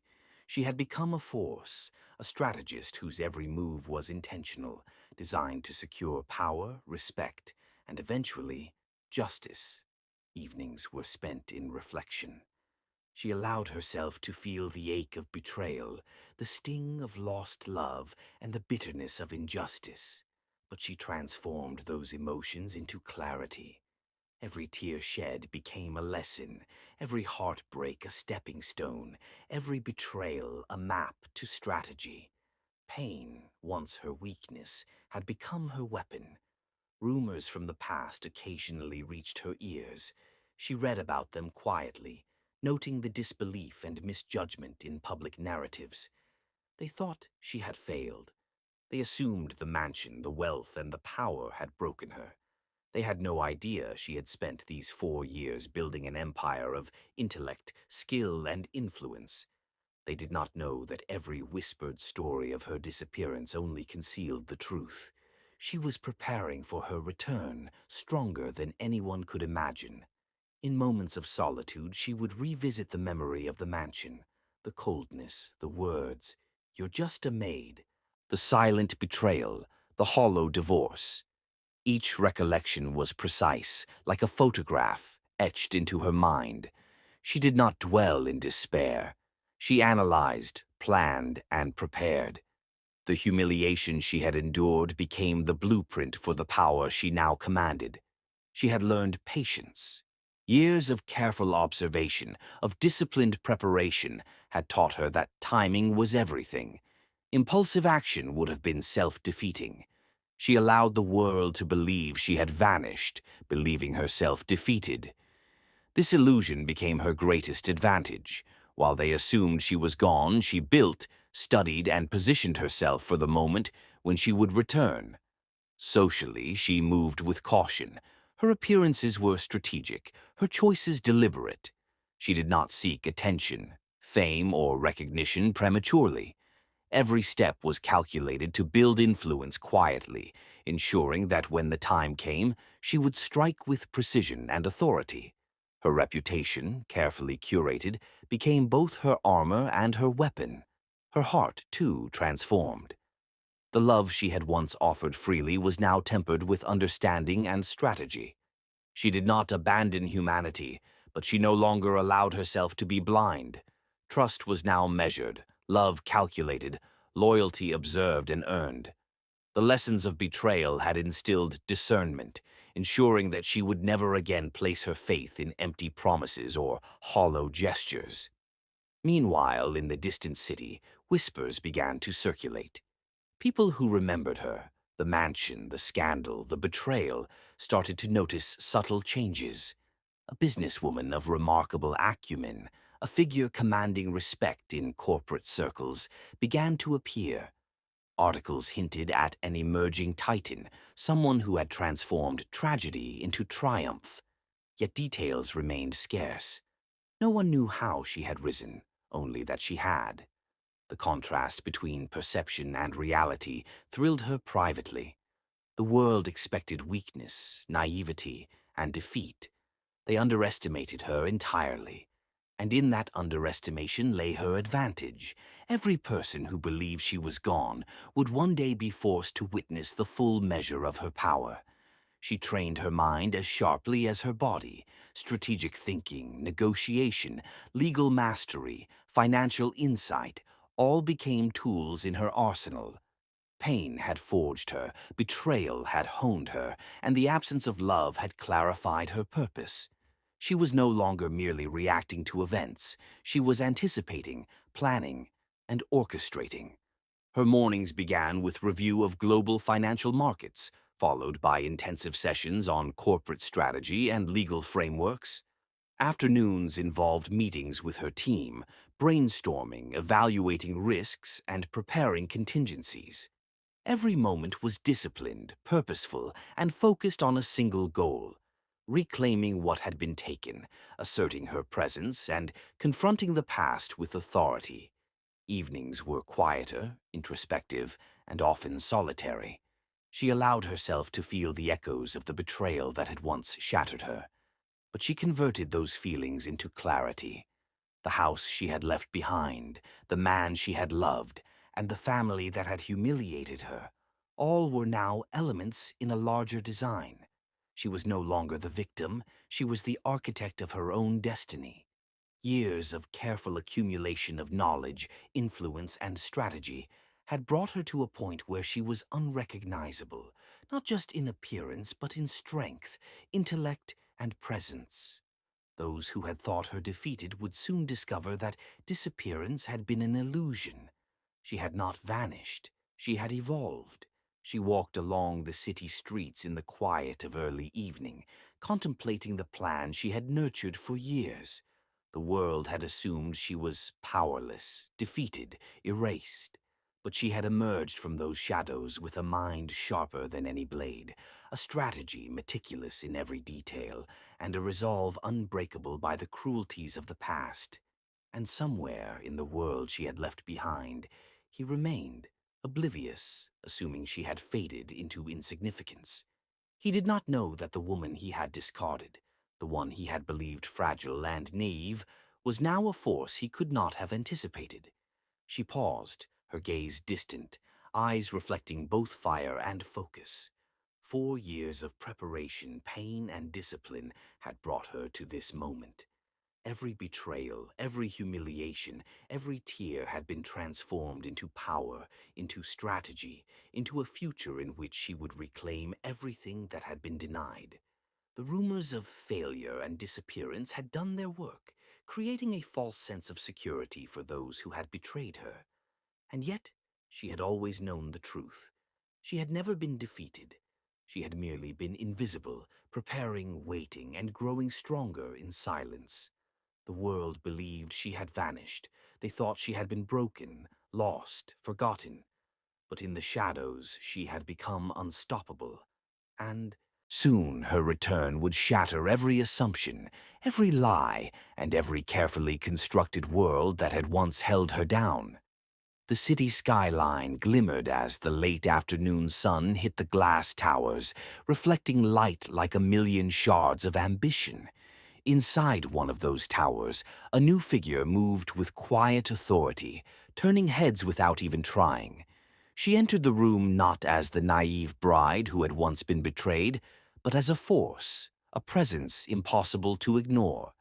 Every gesture was precise, every glance intentional, every movement radiating calm confidence and power.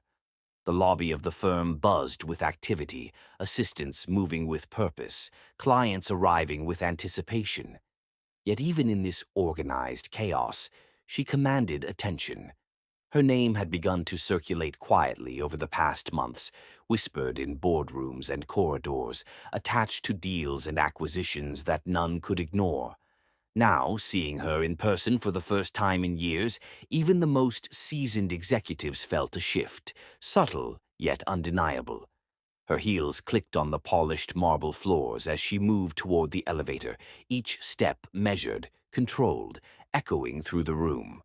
Her mind was a fortress, every decision meticulously planned, every contingency accounted for.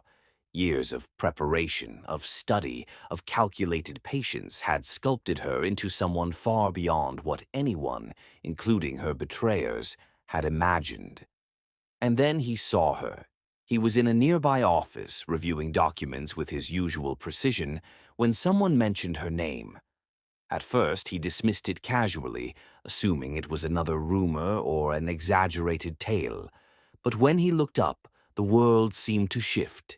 She stood in the glass lobby, calm, untouchable, and impossibly powerful. For the first time in years, he felt a flicker of something unfamiliar. Fear. Not the fleeting discomfort of embarrassment, but a deep, gnawing realization that the person he had underestimated, manipulated, and discarded was no longer vulnerable. She had grown, transformed, and evolved in ways he had never anticipated. He remained seated, staring, trying to reconcile the image before him with the memories that haunted him. The trust she had offered, the tears she had shed, the love she had given freely. And now that same woman stood before him, radiating authority, unyielding strength, and control. She did not see him. She did not acknowledge him. Her gaze was steady, focused, moving past him as if he were invisible. She was not returning to confront him, nor to seek recognition. She was returning as herself, untethered from the chains of past betrayal, fully aware of the power she now wielded. The staff and clients around her felt the shift immediately. Whispers began to circulate. Someone new? Who is she? She is stunning, but there's more. A presence, a confidence that cannot be taught. They sensed it, though none could name it.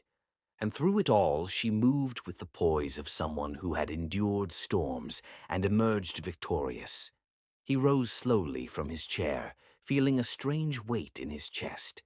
His carefully curated control, his wealth and his power, suddenly seemed insufficient, vulnerable even. The years he had spent maintaining dominance, manipulating situations, and calculating outcomes now felt trivial compared to the quiet force of her presence.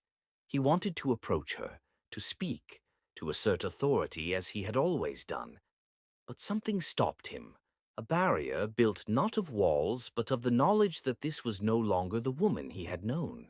She had become her own empire, her own law, her own force of reckoning. To confront her now was not to dominate. It was to risk being undone by someone who had mastered both herself and the world around her. Her team awaited her in the executive suite, a group of seasoned professionals who had never seen weakness in her. She spoke with clarity, precision, and calm authority, issuing instructions that were met with immediate execution. Every detail mattered, nothing was left to chance. And through it all, the legend of her quiet disappearance amplified.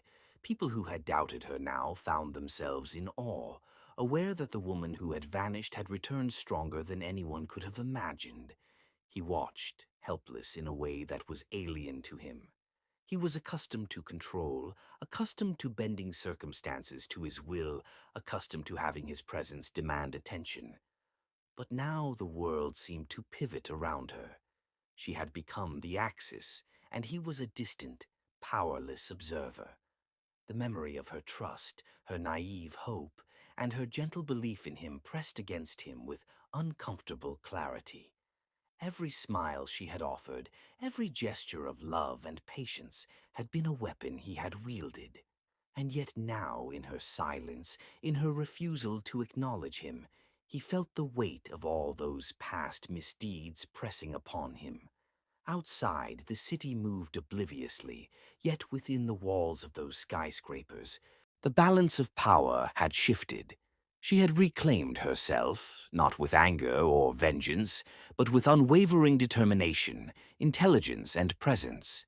Every step, every decision, every word she spoke solidified her dominance. For her, the return was not personal, at least not yet. It was the culmination of years of discipline, focus, and strategy. She had endured betrayal and humiliation, and from that fire she had forged strength.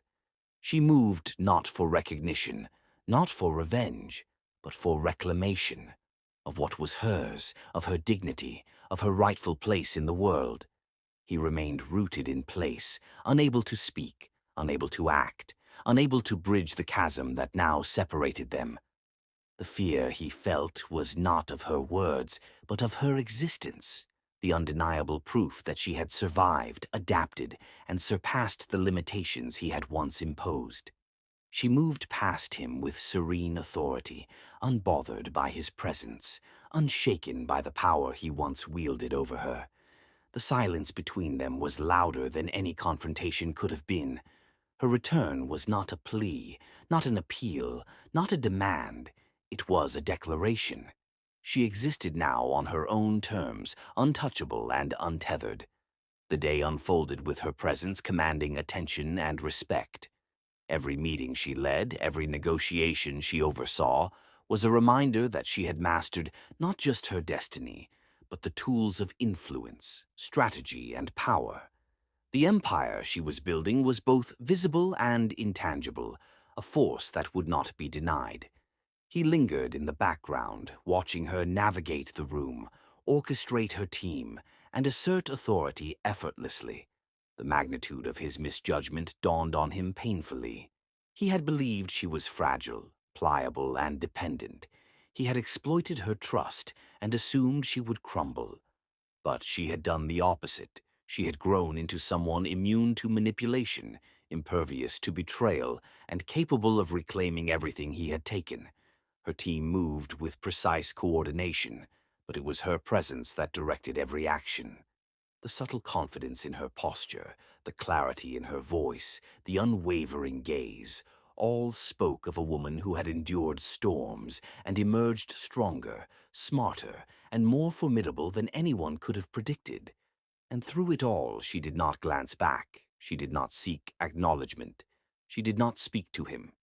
Her silence was louder than any accusation, her composure a weapon sharper than any words. The realization struck him fully. The woman he had betrayed had returned, and she no longer needed him. The city itself seemed to tremble in quiet recognition. The whispers of her disappearance were replaced by awe, curiosity, and a sense of inevitability. Everyone who had assumed she was lost now faced the undeniable truth.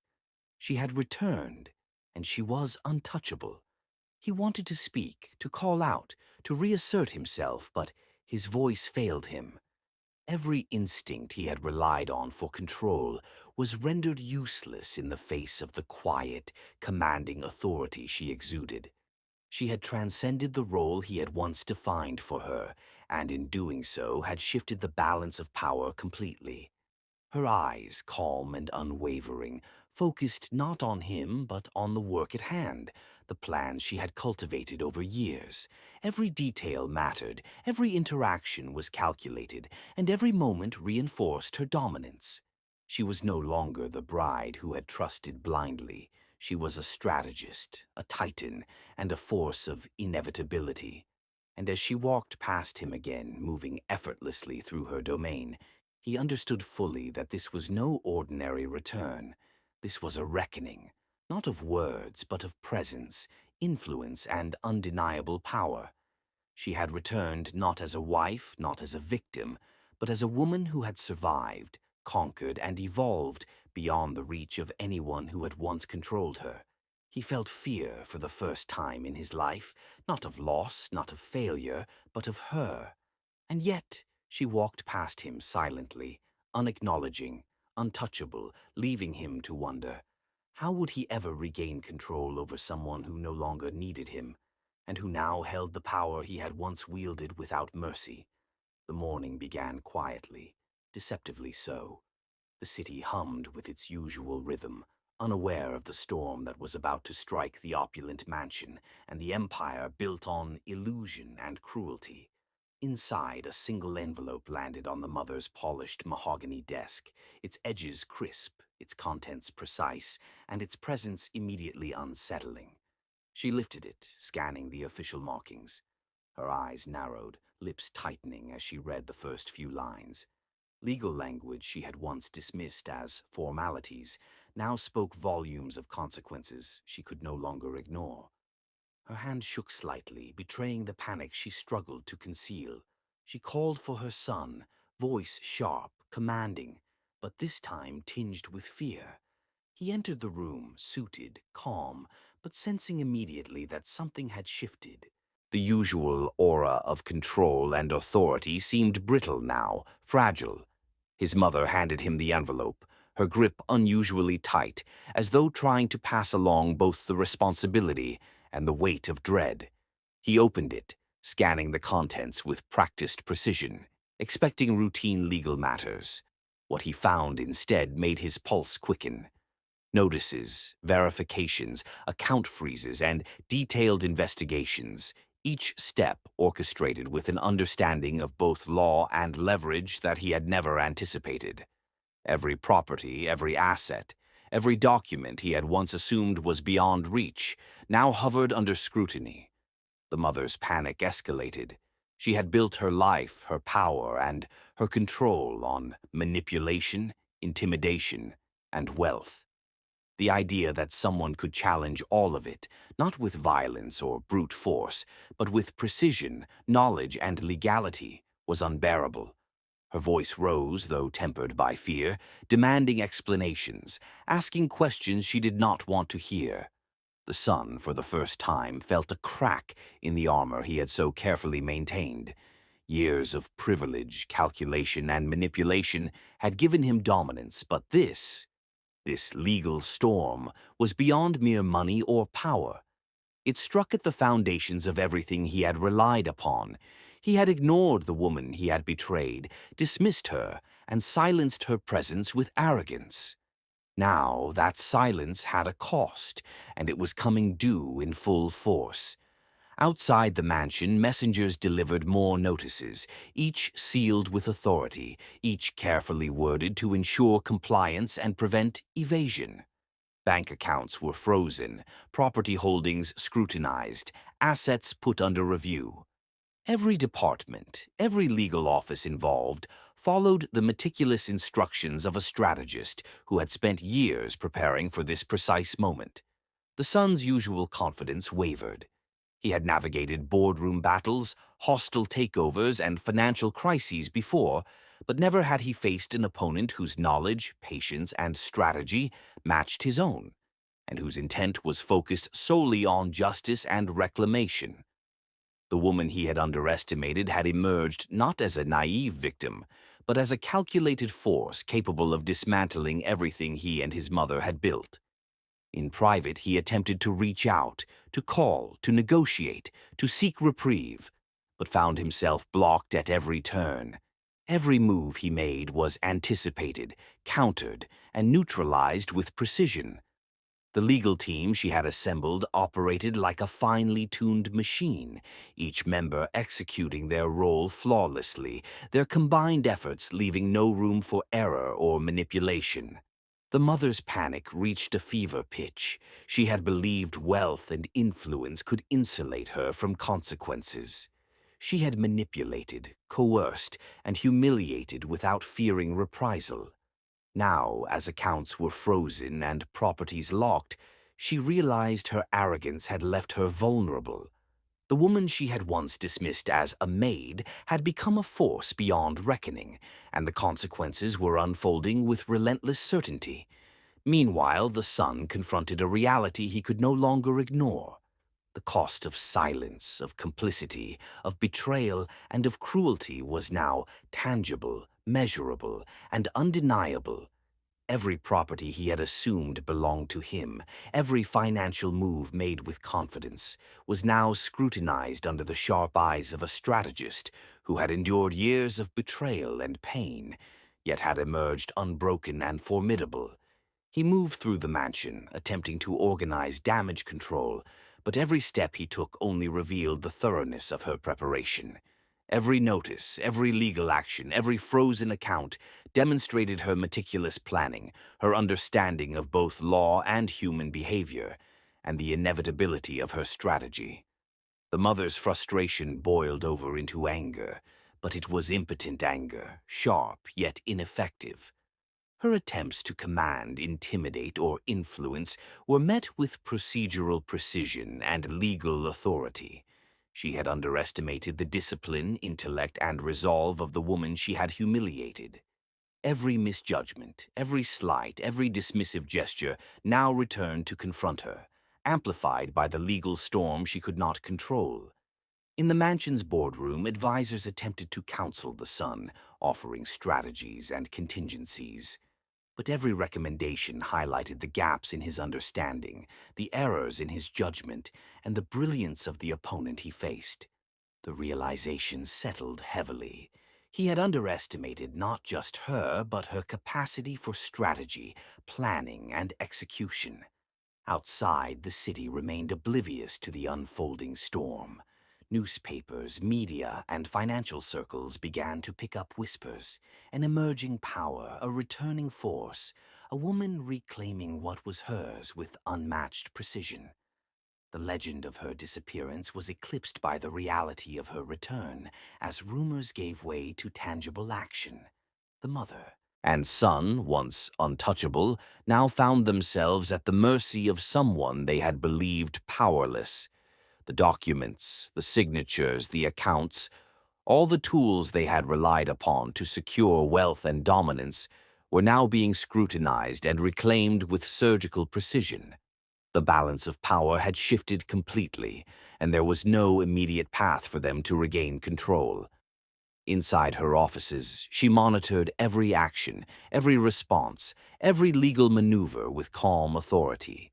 Her team executed flawlessly, but she was the mind behind every movement, the strategist who had anticipated every reaction, every attempt at deflection, every desperate plea for reprieve. Her patience, her knowledge, and her meticulous preparation had created a storm that could not be contained. Every letter, every legal filing, every frozen account was a testament to her years of preparation. The son and his mother were beginning to realize that control, power, and wealth, once assumed to be unshakable, could crumble in the face of intelligence, strategy, and determination. The mansion, once a symbol of dominance and entitlement, now felt fragile, exposed, and vulnerable. The mother's attempts at command were reduced to frantic gestures. The son's confidence eroded with each notice, each document, each strategic move executed against them. The very foundations of their world, built on arrogance and cruelty, were shaking. Yet, even as panic and fear spread within the mansion, she remained calm, untouchable, her presence felt even from afar. Her return was not a mere confrontation, it was a calculated dismantling of the power structures that had once oppressed her. Every action had purpose, every step was deliberate, every outcome anticipated.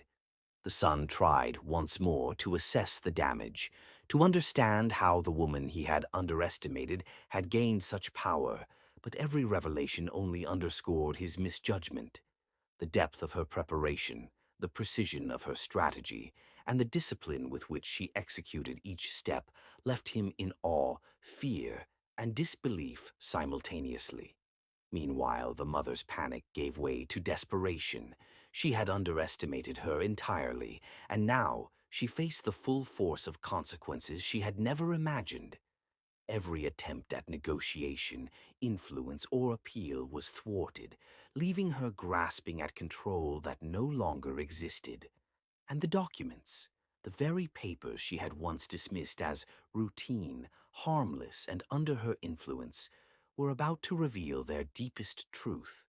The legal storm had only begun, and the revelations contained within those files would shake not just the mansion, but every assumption the family had ever held about power, wealth, and trust. The son's face paled as he scanned the latest filings. The mother's hands trembled over her desk. The truth behind the documents, the ones she had trusted, the ones he had assumed were hers to control, was about to surface, and when it did, everything they had built on greed and betrayal would crumble. The mansion, usually a symbol of cold opulence and calculated authority, now felt smaller, fragile, and suddenly vulnerable. The mother paced back and forth, every step betraying tension she had never felt before. The son, sitting rigid in the grand chair, stared blankly at the legal documents sprawled across the polished desk. Each signature, each clause, each notarized line was now unraveling a carefully constructed illusion, and the architect behind it had been silently waiting for this exact moment. She entered the room, quiet as a shadow but impossible to ignore. Every eye turned instinctively, though none expected the authority she now radiated. Her presence alone shifted the energy in the mansion, replacing arrogance and assumed power with uncertainty, fear, and the realization that nothing was as it seemed. The mother opened her mouth to speak, but stopped. Words felt inadequate in the face of the storm she had unleashed. Years of planning, patience, and precision had led to this exact moment. The legal notices, the account freezes, the investigations, they were all part of a counter-trap carefully crafted over 4 years. While he had believed she had vanished, she had not merely survived. She had maneuvered behind the scenes, transforming humiliation into strategy, betrayal into leverage. Every step had been deliberate, every move calculated, every action a preparation for the eventual reclaiming of what was hers. The son lifted a trembling hand toward her, desperate for explanation, for reason, for some bridge back to the illusion of control he had once possessed. How? How is this possible? He asked, voice strained, unsteady. She smiled faintly, calm, unyielding. You thought you owned what was mine. You never did, she said, voice steady, layered with authority and quiet fury. Every document you assumed gave you power, every signature you thought transferred ownership, was merely temporary. You were holding what you never possessed. Shock and disbelief rippled across the room. The mother, usually ruthless, calculated, and untouchable, felt her knees weaken, her pride shattered. You tricked us? She whispered, incredulous, voice trembling. I didn't trick you, she replied, voice composed, deliberate. I waited. I planned. I allowed you to believe you had everything while I prepared to reclaim it with precision. My silence, my absence was strategy, not weakness. You thought you were in control, but I was always several moves ahead. The son's face drained of color as the weight of realization struck him fully. All the arrogance, all the confidence, all the years of dismissive cruelty now seemed futile. He had played with her trust, exploited her heart, humiliated her, and yet he had been entirely blind to her quiet strength. Every document, every asset, every assumption of power was about to be dismantled by the woman he had discarded without thought. She gestured to her legal team, who stepped forward with a stack of meticulously prepared documents. Each one detailed ownership, legal rights, and proof that every asset, every account, every property he and his mother had assumed was theirs had been under her control in ways they could neither contest nor reverse. Every signature, every notarization, every legal maneuver had been anticipated, countered, and neutralized in advance. The mother's voice rose, trembling with a mix of rage and fear. You, you were a maid, a nobody. How dare you? Her gaze cut sharply, unwavering, authoritative. I may have appeared powerless, but every move I made was intentional. You humiliated me, dismissed me, and stole what you believed was yours. And yet, here I am. Every asset, every right, every ounce of what you took is coming back. Legally, strategically, inevitably. The son sank into the chair, disbelief heavy on his shoulders. He had never been so thoroughly outmaneuvered. Every attempt at control, every act of cruelty, every manipulation now seemed insignificant in the shadow of her silent, relentless strategy. The very documents they had believed gave them dominance were now instruments of their undoing. Outside the mansion, her influence spread like wildfire. Banks, law offices, corporate boards, all were executing the precise instructions she had left years ago, every contingency anticipated, every countermeasure in place. The web she had woven over 4 years now tightened around those who had once believed themselves untouchable. She walked slowly, deliberately toward the mother and son, each step measured, echoing the patience, discipline, and intelligence that had brought her to this moment. The room felt smaller under her presence. The power she had built over years radiated silently, pressing on the air with an undeniable weight. You taught me to trust too easily, she said quietly, her voice calm but cutting. You taught me the price of naivety.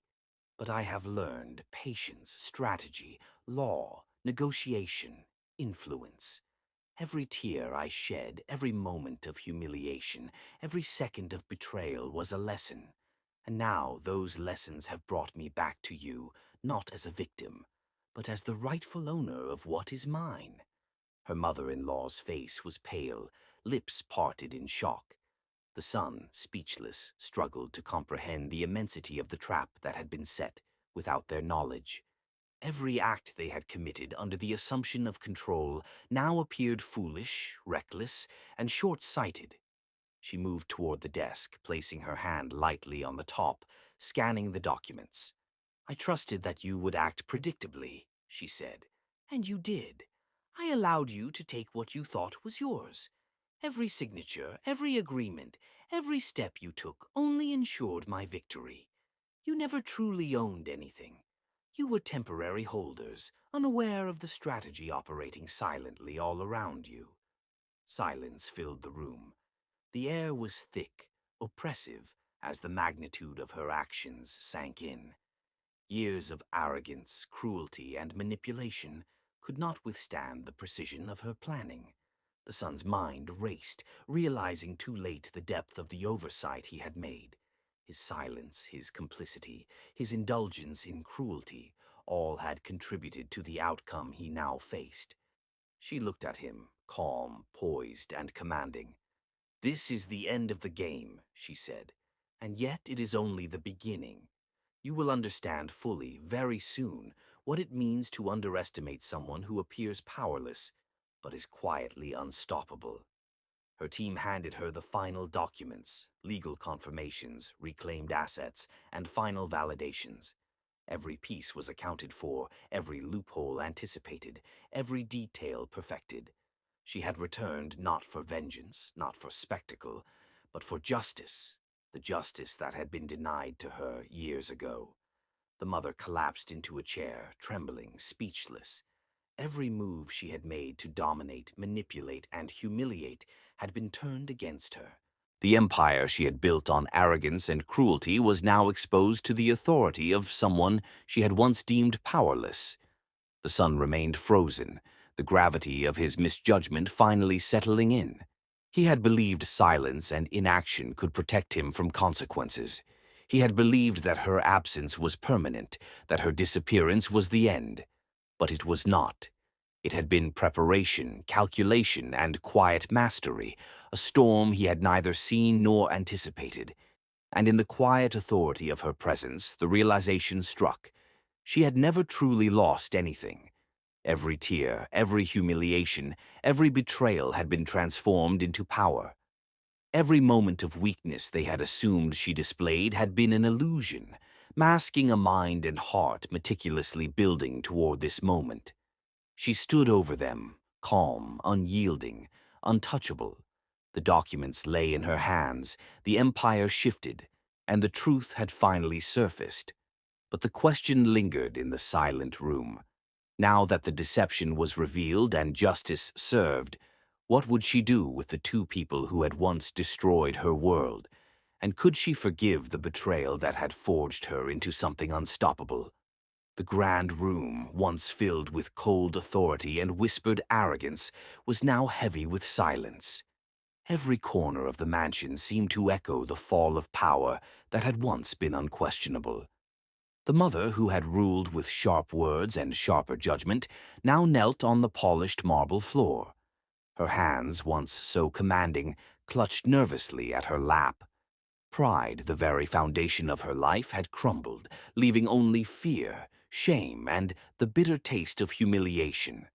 The son, usually unshakable, stood rigid, shoulders tense, eyes wide with disbelief. His voice trembled as he spoke, every word soaked in desperation. "Please, I never imagined, I never thought."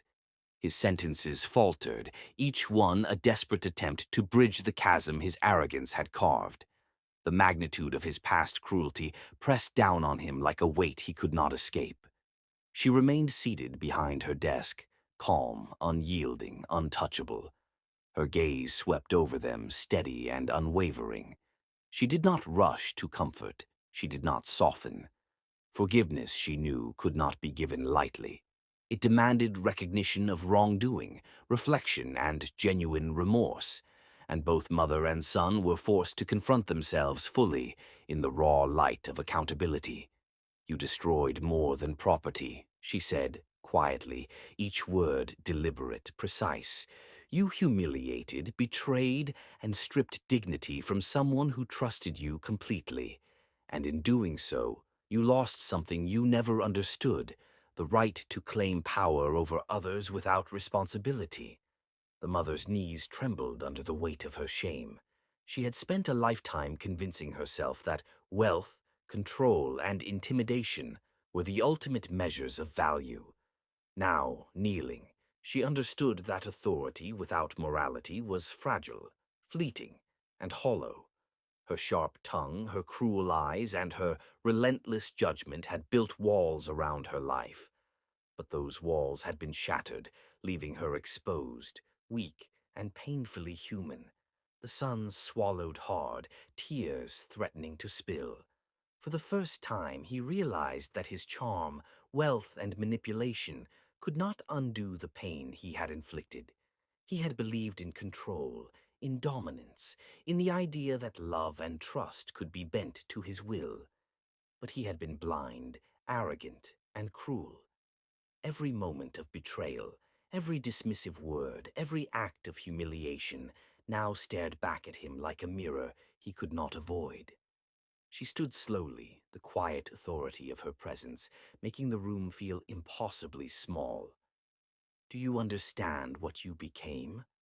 Her voice, calm but sharp, pierced the heavy air.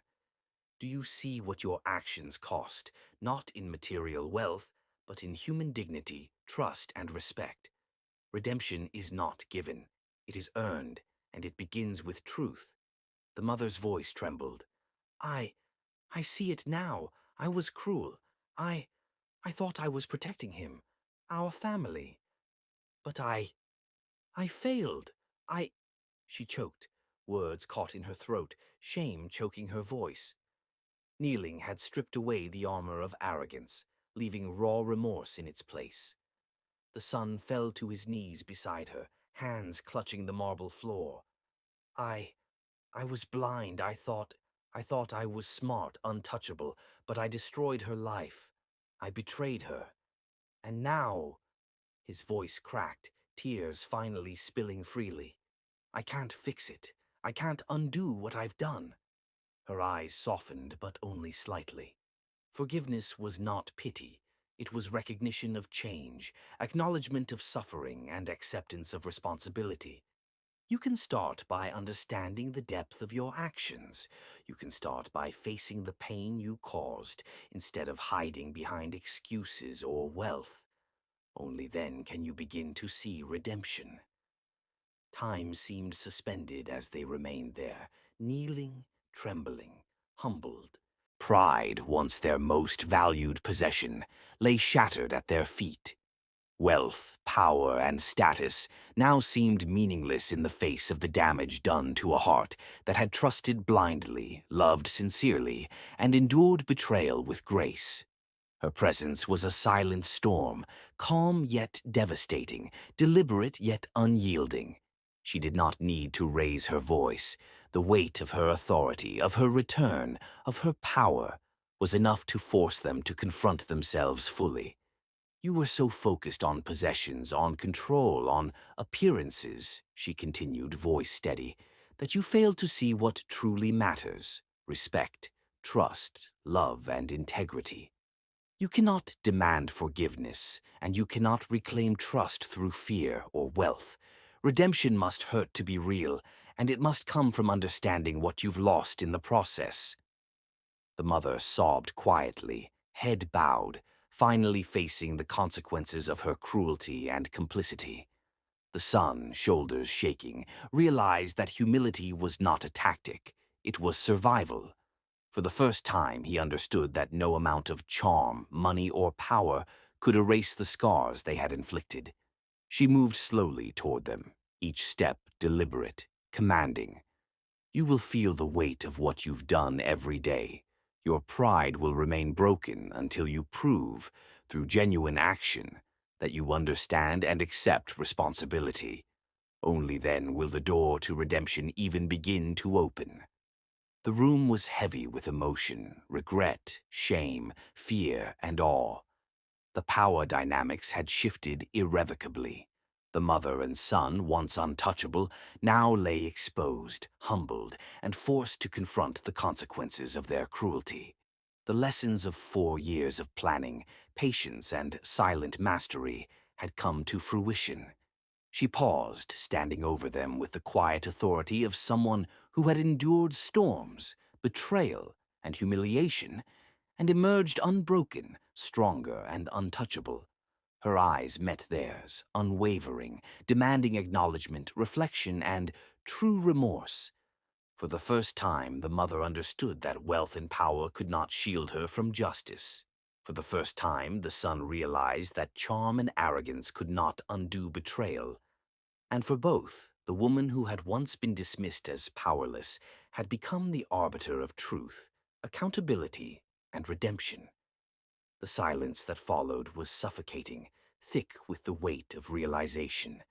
They had been stripped of illusions, pride, and control, left only with themselves and the consequences of their actions. Their world, built on manipulation and cruelty, had been dismantled quietly, methodically, and with absolute authority. She looked down at them, calm, unyielding, untouchable. You have felt shame. You have felt fear, but the final test remains. Are you willing to face not just what you've done, but who you've become?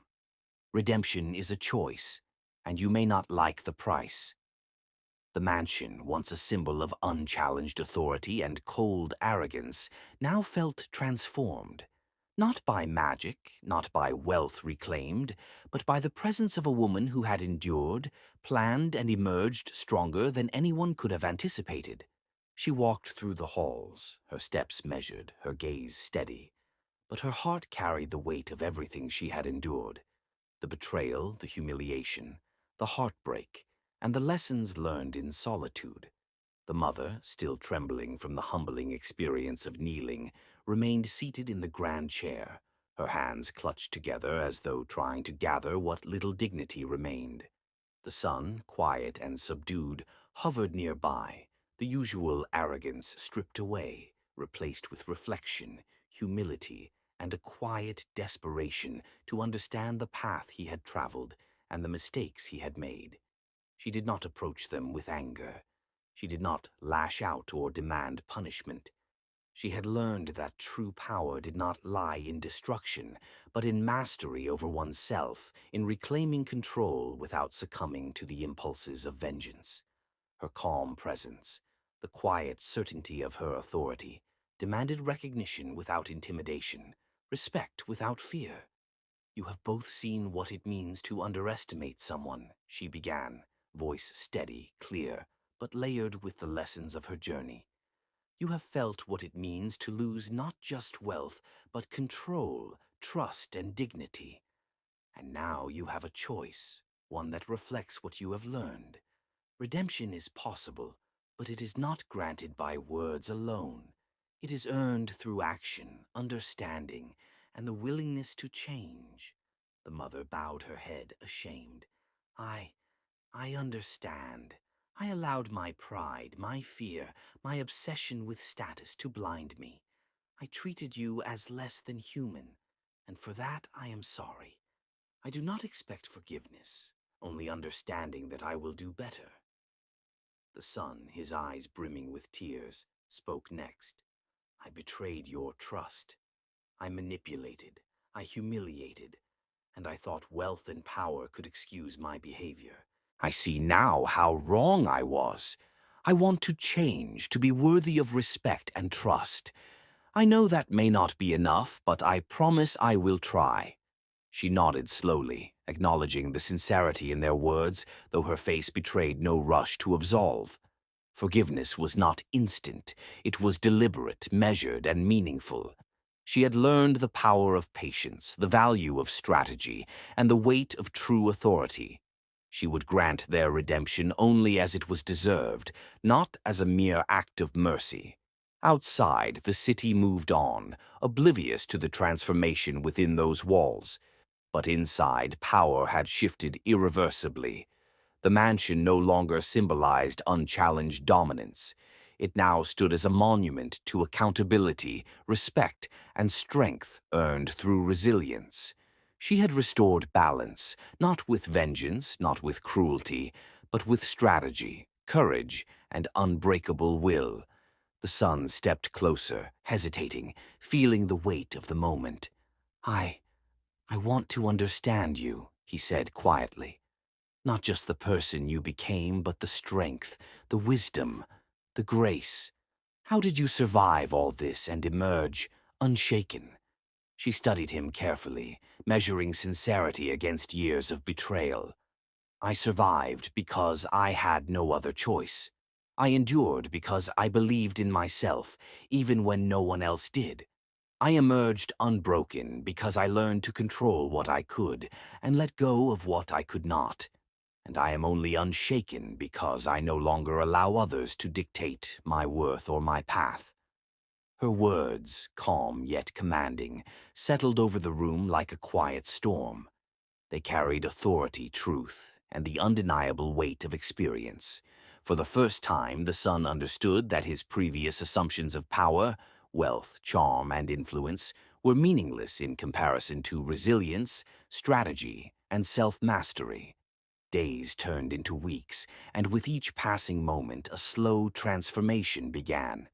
The mother, humbled, began to rebuild her behavior, learning respect where there had once been cruelty. The son, sincere in his desire to change, faced each day with reflection, accountability, and a newfound appreciation for integrity. And she, the woman who had once been dismissed as powerless, now moved through life with deliberate purpose, her presence commanding respect, admiration, and fearlessness. The billionaire, too, began to change, not overnight, but gradually, genuinely. He approached her not with manipulation or charm, but with humility and honesty. He listened, learned, and slowly confronted the arrogance and cruelty that had defined him for so long. His transformation was measured, deliberate, and true. He was not seeking forgiveness for convenience, but seeking to become worthy of trust, understanding, and perhaps, in time, love. Love between them returned, but it was different this time.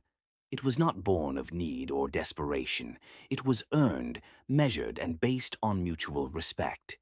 He did not claim her because she was vulnerable, because she trusted, or because he desired power.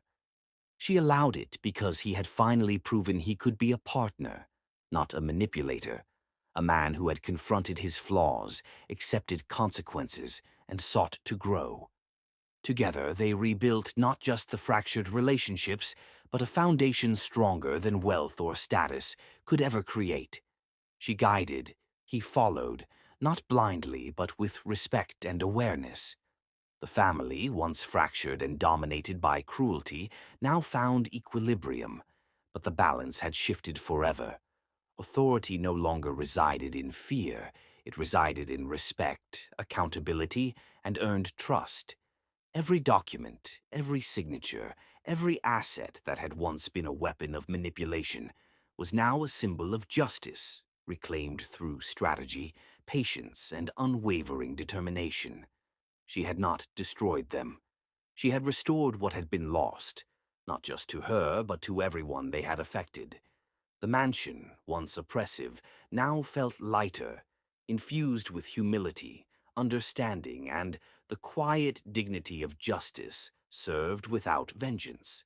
Her footsteps echoed through the halls, no longer haunted by the past, but empowered by the journey, strengthened by trials, and unshaken by those who had once sought to dominate her. She turned to the son, the billionaire, now fully aware of the cost of arrogance and cruelty. "You may have learned humility, and you may have earned a chance at redemption," she said. "But remember this: respect and trust cannot be demanded. They must be earned every single day with every action, every word, every choice. Do not squander it." The mother, seated quietly, nodded slowly. Her pride was broken, but her lessons had begun to take root. She would rebuild herself, but differently, wiser, humbler, and tempered by the truth of the consequences she had ignored for so long. The billionaire exhaled, feeling the weight of years of arrogance finally lift. For the first time, he understood that true power was not in wealth or status, but in integrity, humility, and the ability to confront oneself honestly. And she? She had become unbreakable, not because she had taken vengeance, not because she had destroyed, but because she had survived, endured, and transformed every ounce of pain into strength. She had reclaimed her dignity, her power, and her life, leaving no room for fear, manipulation, or betrayal. Her smile, calm and serene, carried the quiet satisfaction of someone who had won not through destruction, but through mastery of self. Her eyes, steady and unyielding, reflected the journey, the lessons, and the unshakable truth. She was untouchable, unbroken, and entirely in control of her destiny. The family, humbled and transformed, understood that they were no longer the arbiters of power.